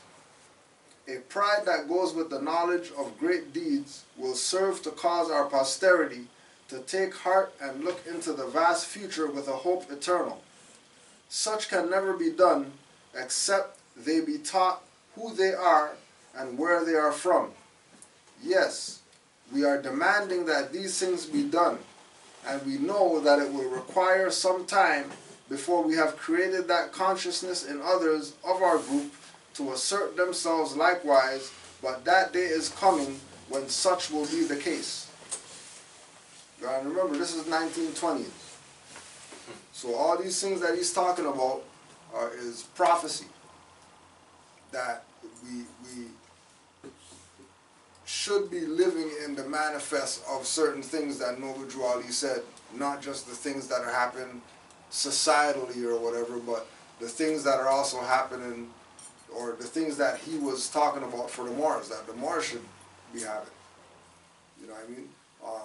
You know, the consciousness that the people have, that they know that they're not Negro black colored. If you came 100 years ago, people still don't know that they're not Negro black colored. Clearly there's a problem if people are still playing in that minefield, that there are these labels and it doesn't matter what we call ourselves, and you know what I mean,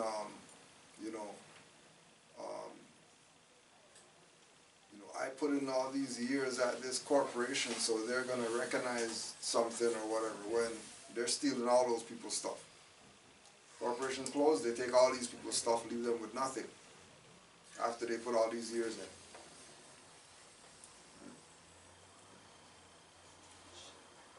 If anybody has questions, you can just ask those or any comments.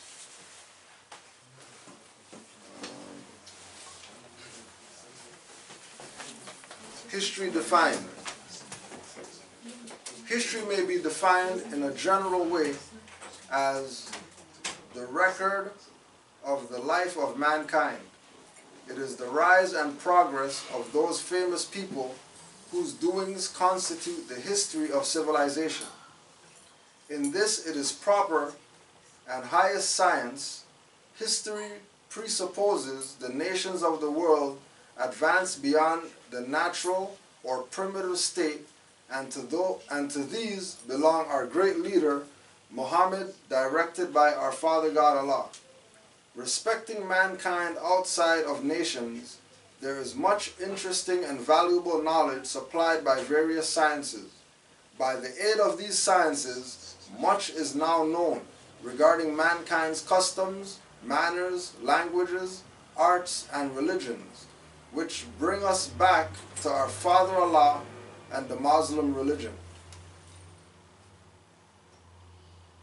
Right, so, mentioning the great leader Muhammad. Certain people will say, oh, you can't say that or whatever because he's a prophet. Right?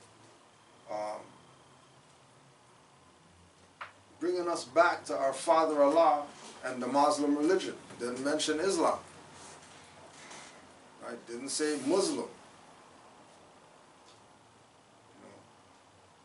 Respecting mankind outside of nations, there is much interesting and valuable knowledge supplied by various sciences. So, leaving an open door for Moors to go study. That, hey, there's valuable knowledge out there. If there's valuable knowledge out there, then it would be wise to go check it out.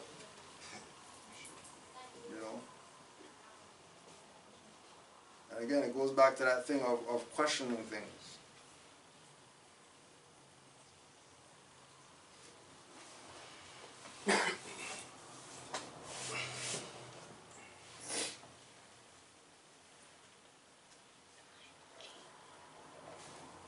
For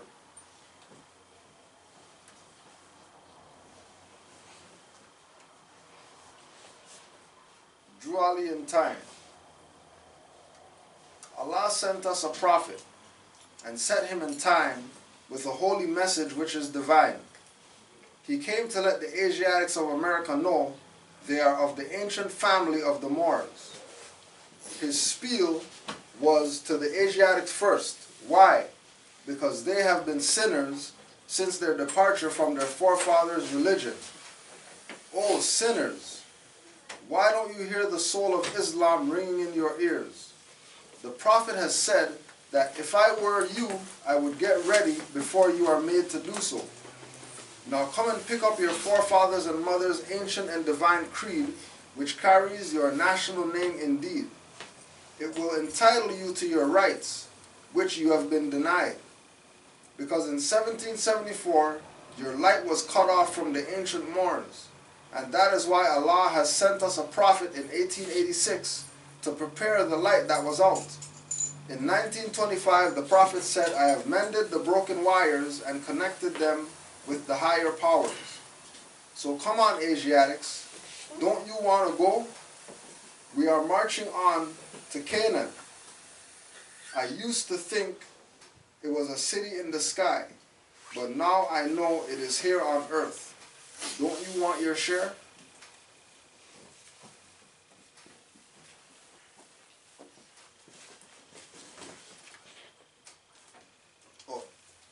Anybody else got any questions, comments?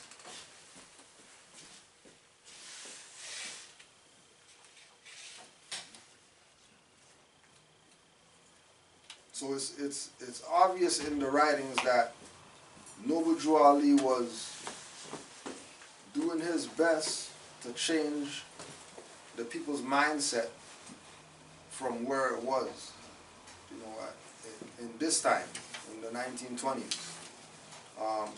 The people's mindset was Negro. And all of his literature is going through this idea of recognizing that, you know, there's a certain amount of power that we have when we start identifying who it is that we really are. Whether it's from the most spiritual perspective or the most national perspective. The idea is that we know who it is that we are, right? There's no need for us to be in denial of who it is that we are. Doesn't matter what happens. Doesn't matter what happens. You know what I mean? Because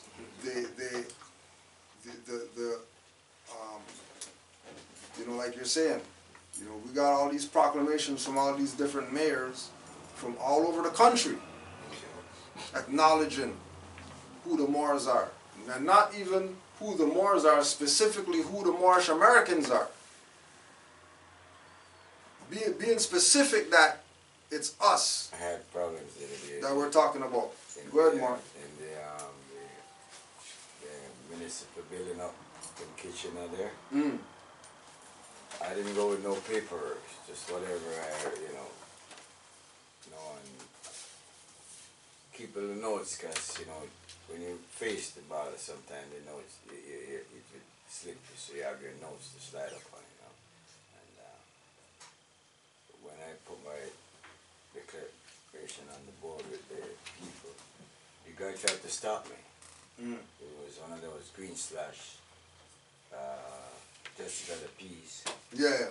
Pretending to be judge, because that's what I see do to all the people before me, is judge them and send them out. And when I get up to deal with him now, he's trying to stop me every time. I looked at him and I said, listen man, you asked me a question. You gonna wait for me to give you that answer, or are you gonna interrupt me every time I start to talk? If you're gonna do that, I ain't answering you. I'm gonna say nothing to you. Okay, sir, sorry, go ahead, talk. When I finish, you tell me, sorry, sir, I'm not a judge. I can't deal with you. There's a judge over courtroom 201, I'm going to transfer your stuff over there. That makes you know how much of a fraud they are. Yeah. Doesn't matter what happened, doesn't matter what happened. But just that much to show you, he's judging all the people that go their own mouth. Yeah. Out their own mouth. Yeah. Yeah. I'm not the judge, and he didn't tell all the rest, you know, like the rest of people that. Oh yeah, talk about that part. About how come they didn't tell all the other people that? Yeah. No, how come they didn't tell all the other people? And what they did is leave me for last, so the rest won't even hear what happened. Yeah, that's it. How much people were there that day? How much people had stuff that day? It's about 40, 50 people there, man. Yeah. Because I even have to ask him, Mark, is this gonna done before a certain time? But he even went over to after lunch. Yeah. Because it was a lot of people. And I know they're gonna have me known at the bottom of the list. Yeah. But in the end, he said, bro, I can't deal with you, man. There's a room over there with a judge. I'm gonna say That's crazy. Yeah, I know the whole time you tell me that. No, probably sent someone to life earlier that day. I can't do what you do. So yeah, you know what? You're too much. Bro, I can't deal with you, man. I should ask him, how come you deal with about 40 people? What happened? My daughter's 13 birthday today, so she's not here. Yeah. Hi, family. How you doing? Yeah. Yeah, man, it was, and then it's like, when I go over there's another thing too, and he just, I don't even bother step up on him, he just roll it and he give me something. He make me go. He said, what date you want? Number one, I said, listen, I don't even want a date. All I want is to let this go and let me go home. It's like he's saying, I can't even do it alone, you know, maybe I have to pass it to somebody. Go with this lady, she's gonna take you downstairs and you give them the date you want to come back. Doesn't matter what day, you go get your right. Now, if there are any so-called Negro black colors or whatever, that's how they dealt with their stuff, you know, please, you know, put it on the record. Like, come forward. Let us know that this is not something restricted to Moors, that they do this to everybody. That if you have a court date, that they're going to take some lady, right, send her downstairs with you to go get a date. Instead of doing it on the floor, right, with the big calendar right there, where they're going to go up to it and they're going to point to all the different numbers and see which number. Wasn't like that. Right? She walked with me down there. And when I go down there, that's when they give me a transcript, because I'm playing the game to get a transcript. Yeah, yeah. Without go up to that, you won't get it. Yeah, yeah. And I wanted it. Yeah. So when I get it, oh, who did I see versus this draw? Who? Regina. I said to her, I said to the two ladies, who is Regina? He said, the queen. Oh, she's going to be there? Wow.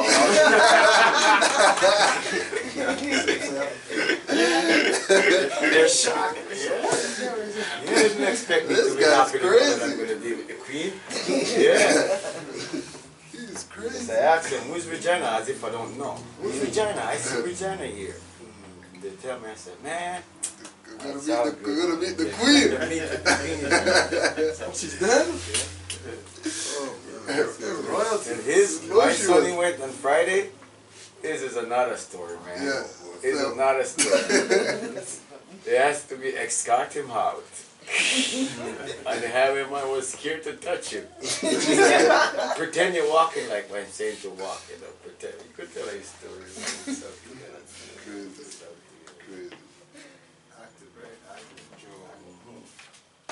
And then, you know, if and again we go back to that thing that once you,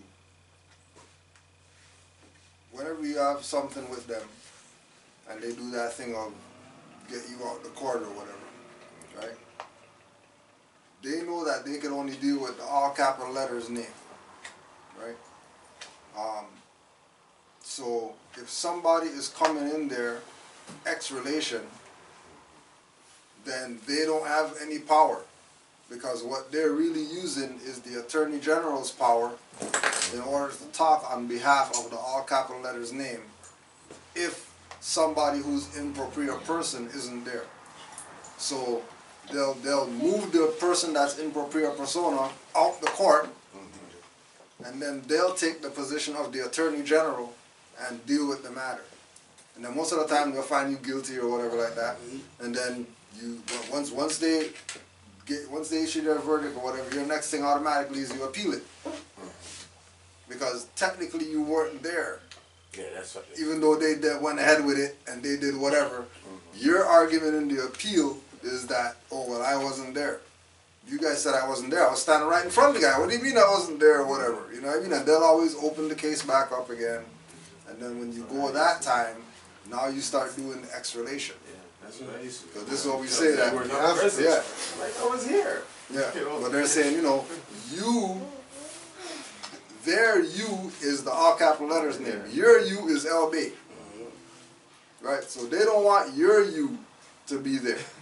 Because if your you's there, then you can talk for yourself. You don't need a lawyer or nothing like that. And once you start talking yourself, then they'll realize that they don't have any jurisdiction and they should just dismiss everything because they don't got jurisdiction. So it's supposed to just run automatically. As soon as they see it, regardless of what it is. Oh, guy in the fez, okay, you already know that he's gonna say the stuff. So he's gonna say the stuff, and then they say, oh, sorry, you know, we don't have jurisdiction, we dismiss this or whatever. Prosecutors say, what do you mean? You guys can't do that or whatever like that, you know, but it's just what it is. What happened with his is, I think, too, why they try to, because he's going the same route as mine. Yeah. And they try to stop him, like shut him down. Right. But that's the whole thing with the paper. Right. And so because that's really what's talking. Yeah. The writs really are talking for you. And so you don't really have to talk when you go there. Like right. you're just going based off of whatever it is that you sent into them. I didn't do that yet, so it was just like freestyle. Yeah. What I realized why they escorted him out is because it's only one court was going on. So like how for me now, there was other court where judges is. Yeah. They could send me. Right. But there was none for him. And she can't even let him go. So she just used that game to say, you get him out from here. Let's take him out. Right, Take him right. out here. Yeah. Because she can't send him nowhere else. Right. There's nowhere else to go. Nowhere else to do it. Nowhere else to go. And that's what I realized after, when I listened to everything. And we came out. Right. See, the same highwayman that get the date, come back out, try to give us, the prosecutor was coming. He squeezed it in his hand, explained his thing, and said, I could get a card for them inside that they could call the court to find out. Yeah. And we step inside, play the game, we get the card, give us the card, walk with us down the aisle, and then when we reach out the camera, he say, here it is, I didn't give it to you. That's the date they say you should come back. Yeah. Right. Right. And again, it's a thing where, you know, they always have to save face. You know, they can't be. Just know that it doesn't have to be case dismissed for them to be embarrassed by the Moors. Right. Just the fact we're in the building, they're embarrassed. Just the fact that you walk in there with your headwear on, whatever, they're embarrassed. Oh yeah. Oh yeah. You know what I mean? They don't have to quote unquote have a loss from the Moors to be embarrassed by the Moors. You know what I mean? Our presence alone has them with their tail tucked between their legs, which is why they're gonna run out to make sure that you get the date, even though they kicked you out and all that stuff. Right? They kicked you out, but they're gonna make sure you get the date. But the whole point of kicking you out is to set up a date that you don't know about, so that they can ex parte the case and then issue a fake warrant and come kidnap you. The whole point of kicking you out, for you not to know, so you could not know what's going on. Because once they kick you out, you don't know. You know what I mean? You know, a Moor would call and say, you know, what happened or whatever like that. Negro Black, they don't care. Oh, they kicked me out, so I guess nothing's happening or whatever. Where their mind is. Oh, they kicked me out, so I guess it's over. No, not really. They're going ahead with something after, without you there. Which again goes back to what you're saying, showing how much of a fraud these people are. That you're going to go ahead with the thing, even though the individual's not there. When they were just there and you kicked them out, they were just right there. Oh, they weren't saying the name that you know the court recognizes or whatever. Okay, fine. But somebody was in the building for that particular case number, and they said, "Nah, we're not going with who's in the building. We're just gonna let the invisible guy be the defendant, and we'll pretend that somebody's there. We'll say, Your Honor, we'll look over to the empty thing and all that stuff, and go through the ritual when they know that's not even what it is that's going on. Right? They're straight playing people. And again, once you start being courageous and you start saying, hold on a second, you start asking questions and standing up for certain things, and you start realizing even more how much of a fraud these people are, because now they start, you know, moving like a chicken with their head cut off. They don't even know what to do. You know what I mean? They start, you know, getting frantic, and they're frazzled about everything, and up is down and east is west all of a sudden, and now they don't know what's going on. And while I was there, man, every time that Justice Lady look over at me, I give it to her straight, man. Stay down in her face, man. She can look over there and up in her face, up in her face every time she look at me. You know, and it shows a level of you know, I guess they have some kind of respect or whatever. You know, they have to have some type of respect. They're gonna run out and give you the date. You know what I mean? They're not gonna run out and give nobody the date for their stuff. They want you to miss dates. You know what I mean? That's a thing that they do. Yeah. It's a thing that they do. Make sure that you don't miss. Make sure you miss your date so they can do their fake warrant. Yeah. You know, because again, body, you know, body's in there. Doesn't matter how long that they're in there, but that body has a number. They're getting paid. right? Like every student has a number. I have a student number. Like you have my name. Like I go to school, you have my name, but I have a number with the name on a card for that school. And I can't get my report card until I give the student number. And I can't play in the gym class till I give the student number. And if I have to log in the computer, get free Wi-Fi, they're not asking for a name. They want student number. Student number, password. And nobody's not questioning that, oh, you know they're making you numbers. You know, it's a thing that they're doing to get the mindset on you're a number. So when it's time to give your social and give your all, it doesn't even matter. There's even a place where they tell you, you got a license here, what's the driver's license number, verify, or whatever. Well, I thought the date should be what you want to use to verify whether it is what it is, you know.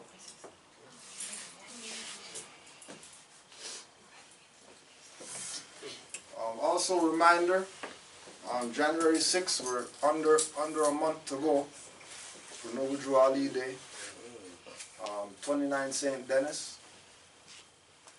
So if you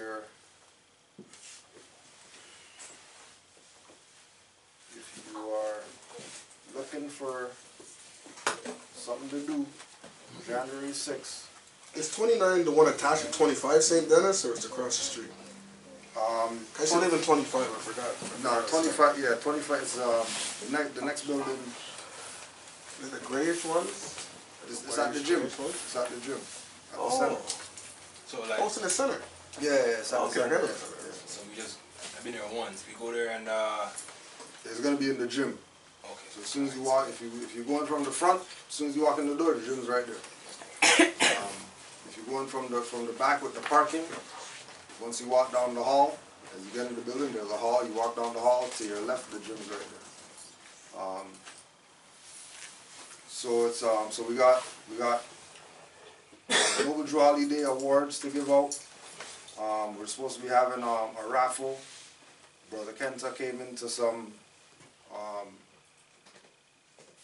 say stuff, different stuff. We'll be raffling off. We're going to have a raffle too. You have one, all right. With all the proceeds going to the temple. Right. Yeah. Conscious transitions. Consciousness transitions. Consciousness transitions. Yeah. Going to be vending there. Well, you can talk about what you guys got as far as your... Vintage and antique items, but more vintage. And they're all Moorish in content, the majority of them. And my daughter Janae is going to be speaking on veganism and athletics, and Raven will too. All right. Proper. That's it so far. Yeah. All right. I think Nile Valley Books is going to be there as well. Of course, 5 Principles Cuisines. We're going to be doing the catering for the food that day. and children too, right? Yeah. It's free up for everybody. We're not sure if there's going to be any type of child's play area or whatever, but we'll see what's good. And that's January 6th, so a month and a few days from today. January 6th, we'll be there. And if there's anything else, if anybody has anything else, any other questions, close out questions? You got anything ready? Oh no, I was gonna touch on the whole thing about the diversity. I was just reading, doing some study, and it was talking about the like appeal process and how he was going through. Like you're talking about the courts. And I was just looking about how they literally have us on as like a person, as a corporation. Like when you want an appeal, it says that you are it's telling you that you're a corporation within a corporation. Yeah. You know what I'm saying? And it's saying that a corporation, like say if you're a citizen of Canada and someone brings injury to you and you want to sue that person or whatever, and they're Canadian too, and you want to do the whole diversity of citizenship stuff, you can't necessarily do that because you're a citizen and a corporation of the whole democratic Canadian quasi-system, right? Yeah. So I just wanted to bring that up when you were talking about the whole court stuff. And again, you know, with going through the appeal process, you can't speak for the corporate entity if you're not in your proper person. You know, which goes back again to this whole thing about you know, them having the power from the Attorney General to talk on behalf of this all capital letters name if you happen to not be there. Which is why there's never ever a situation of somebody's not there and they don't go ahead with court still. Right? Whether it's the plaintiff or the defendant. Like we say, the plaintiff is Regina. She's never there, and they still go ahead with court. They still go ahead with it, and she's never there. But you know, she has people to talk on her behalf, so it's all right. Well, then it should be the same thing. That if we're not there, then somebody could be talking on our behalf. If who they claim to be us is the name on that paper, then anybody should be able to go in and say, oh yeah, I'm speaking on behalf of whatever, just like how you guys have anybody speaking on behalf of Regina. There's not even a relative of Regina. But they're talking on behalf of her. Never meet Regina either. That's right. Right. And then again as well, we're going to be doing, after Noble Drew Ali Day, we're going to be setting up another town hall meeting. So just be open. We should have a date by Drew Ali Day for that, so we'll put that out then. Any Drew Ali Day announcements, Mocha? Anything? Any Drew Ali Day announcements or anything you wanted to put out there for? Well, just the fact that POW is starting up again. We're going to be having a meeting today, right? After this class. Yeah. And also for, I don't know if it's Drew Ali related, but going forward in the new year, we'd like to open up on Saturdays as a kind of a market venue type of thing. So if people have things that they'd like to vend, we can set it up so that we're open all day, like from 10 to 6 or what have you. Right. So, and it doesn't have to be a bunch of people. It could be one person at a time or two if you have some. And we could use that as a fundraising thing as well, where we could agree on an amount. If you 10% of your proceeds you can donate to the temple, that type of thing, you know. Well, could you just touch on POW for people who might not have heard before? Well, so POW is the Women's Auxiliary. So so far we've been calling ourselves POW for Power of Women. And we've met a few times so far this year. And we're going to be having another meeting today, where today's, I think, if I'm not mistaken, Southcat, are we going to be doing the homeschooling? Yes. Yeah, so. Yeah, part 2. We're going to be doing for a few weeks ago, we did part 1 of the homeschooling. In April. Southcat did it, yeah. Yeah, part 1. And so It's going to be a series. That's exactly. But we'd like to do a few other things. For instance, after today's meeting and we see where the women are at, we'd like to maybe do some other things having to do with astrology and cosmology, and maybe get in touch with Rod Mariah. Yeah. You know, do a Skype with them. Right. Or more than one. Yeah. So if today some women who would like to be a part of that are not able to make it on now? Well, what we'd like to have is their email address or their contact number, what have you, so that we can put them on the list, let them know what's happening and all that kind of stuff, right? Yeah. I know a few ladies that would love.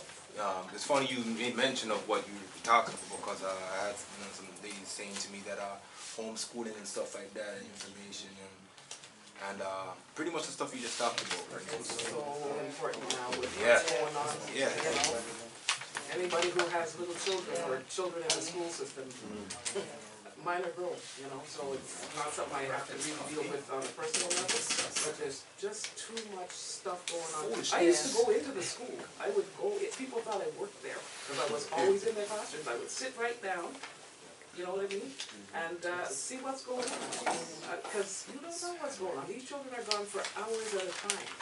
And when you ask them what happened in school today, You're a purple pony. Nothing happened today. Have fun. And it's pop up there every now and then, different times. Exactly, and This is you what know, I that's do. the thing, you have a right to go in, you have a right to be in the classroom, you have a right to everything.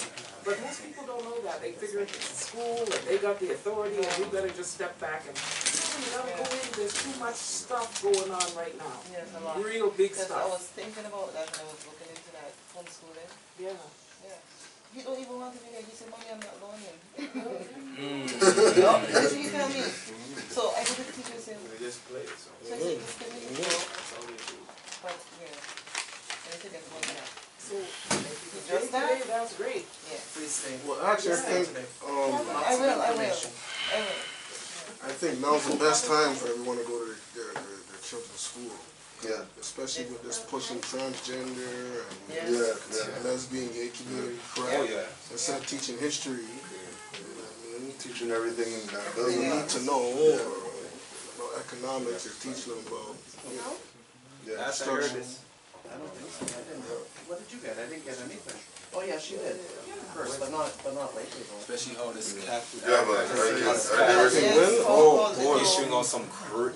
But are these schools, are they responsible to teach you our history? I do that at home. Or they get their budget just to teach you basic math and stuff. Basic. How to get a job and stuff. Basically, So when he go, he may be showing them. One time they tell him to do something, and he say, "Why am I going to do that? That is silly." Then he tell the teacher, "That is silly." And she said, "Why is that silly?" She said, "Because I'm not supposed to do this. This is not what I come to school to do." And then when I went to take it off, she said, "Oh, she tell him to do something, and he didn't want to do it. He asked why. Why am I supposed to do it?" I said, "But that's me supposed to do it." Actually, where is it? I said, "But that is silly." She said, "Yes, she knows." She said, "All the other students went ahead, but he said no." It's a brain.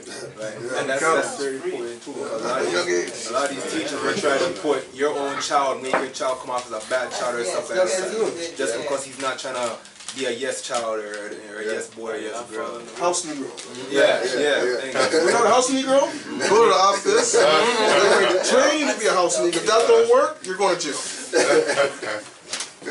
It's funny how back in the day they had to wear something like a fez, what they call a dunce cap, right? Dunce cap. And when you graduate, they also have something like that.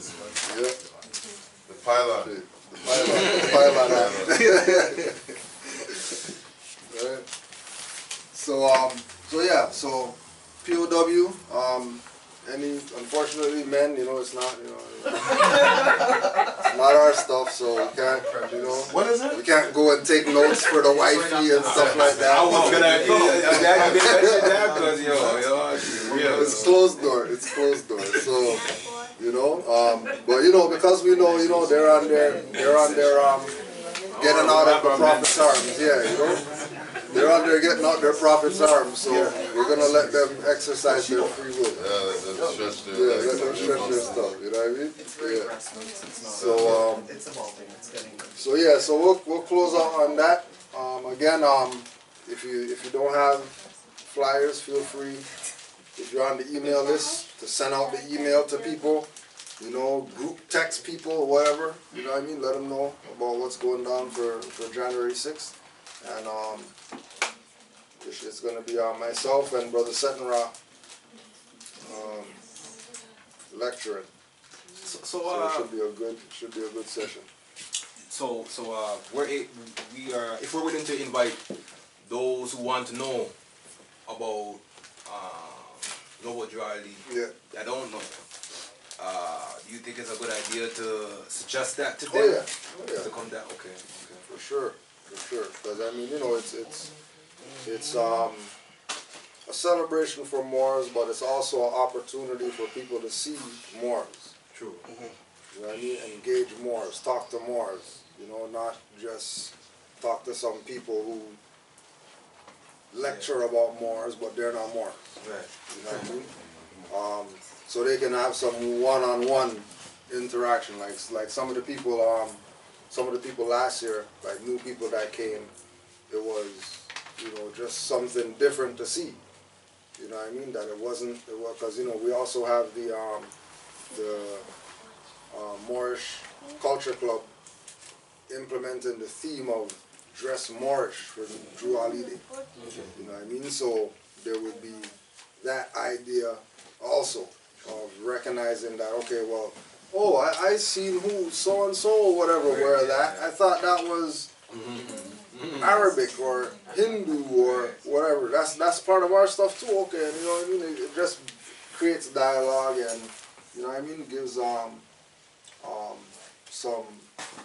some more credibility to what it is that we're doing, especially if people who don't know come and they're able to see and experience and whatever. So yeah, definitely open invite to anybody who's interested in wanting to know more. But yeah, with that, we'll close out Islam to all the Moors online that were tuned in today. And Islam to everybody here. And we'll just rise and close out, and so the women can get their stuff going on. Yeah. 5 on the left, 2 on the right. Allah, the Father of the universe. Father of love. Truth. Peace. Freedom. And justice. Allah is my protector. My guide. And my salvation. By night. And by day. To his holy prophet. Noble Drew Ali. Islam. Come on in, brother. Bless. Have a seat, brother. Have a seat. Ah, yes. Come on in, brother. Welcome. Bless. Have a seat right there. Hey. Brother, bless. Have a seat, bro. Welcome. Bless. Welcome, everybody. Welcome. Glad you're here. You guys ready to make some money? Yeah. I can't hear you. Ready to make some money? Yeah. All right. Let's get to work. All right, man. You get your birth certificates, man. You get a bunch of money from that, man. You know what I'm saying? You get your bonds, tons of money, man. You know what I'm saying? You want to get flex, I guess you want to be good, man. You want to be flossing, get your fur coats on, right? You got this over here, right here. Just ignore all that right there. You know, over here, right here. This is what it's all about, man. It's all about the dollar signs. You know what I'm saying? It's all about the money. You know what I'm saying? It's all about the dollar signs. At the end of the day, it's all about the money. So, SGK, how soon can I get my money after we do this? I have 10 grandchildren, you know. I need lots of money. Hey, since this is so foolproof, can I get it in advance? I got some stuff to take care of. I need the money. Hold up. Disconnected or is no longer in service. If you feel you have reached this recording in error, please check the number and try your call again. 2 weeks going on 3, I gave him a G. Said with these papers I could be sovereign and free like popes and King Henry. Sipping on Henny and pigs' faces, no matter the places. Travel rights days and nights, cash in bonds on birth certs. Didn't tell me that birth is ERTH, bottomry benefits of instruments. It's all about the money. Trust me, you go with this and you'll get the money. If you don't believe me, ask my student right here. I'm pissed off, will break his wrists off. Dirty Moors got me wanna cut lips off and teeth chipped off. Dirty thief using me to go through windows. Probably took my fiat and bought Indo and Kush. Off the roof I would push. SGK. Yes, sir. Justice, no love. How come Noble Drew Ali's not on the board? No reply from emails. He stopped tweeting, but he's giving details on trust and executive status. Dialing the number, got my fingers callous. Dirty Moor packets selling cheaters. Rob you with no conscience, cognizant, not sleepers. And well aware, that's motive local. Plus they changed the corporate name and logo. We're sorry, you have reached a number that has been disconnected or is no longer in service. If you feel you have reached this recording in error, please check the number and try your call again. We're sorry, you have reached a number that has been disconnected or is no longer in service. If you feel you have reached this recording in error, please check the number and try your call again. They still on the fiat hustle and the bustle. Got cats in the bag like ruffles, airtight. Use fair fright, martial law hype. If you I'll give you 50% send a kite. Alright, you know what? I'll tell them Not even, get wise with the quickness, ability, quickly nimble, won't stumble or tremble. Finding out I got played like cymbals. Dirty Moors selling you your own Morris symbols and crystals. No different than trees and reeds and toes missile. Drew Ali said study, so you don't get enslaved or played by your own buddy. Giving money to a gold digging dummy. State hopping, dirty malls, rob you out your dirty drawers. Souls perfect in fools' bodies, setting up a PayPal smiling bros. Those types don't even know what's coming, cause when I see them, it's expose time, no running, no gunning. I was told get wise, dirty people giving weasel evil eyes. Picking up the cell to call, I get nervous, cause I know what's up after I heard this. We're sorry, you have reached a number that has been disconnected or is no longer in service. If you feel you have reached this recording in error, please check the number and try your call again. We're sorry, you have reached a number that has been disconnected or is no longer in service. If you feel you have reached this recording in error, please check the number and try your call again. You gotta dish up. Oh, this is yours? This is all yours? For sure. Who else is it? Keep counting. Jeez. Need to get me some of that right now, man. Yo, SGK, hook me up. Bro, I got all this first day. I'm just saying, not first day today, but next day.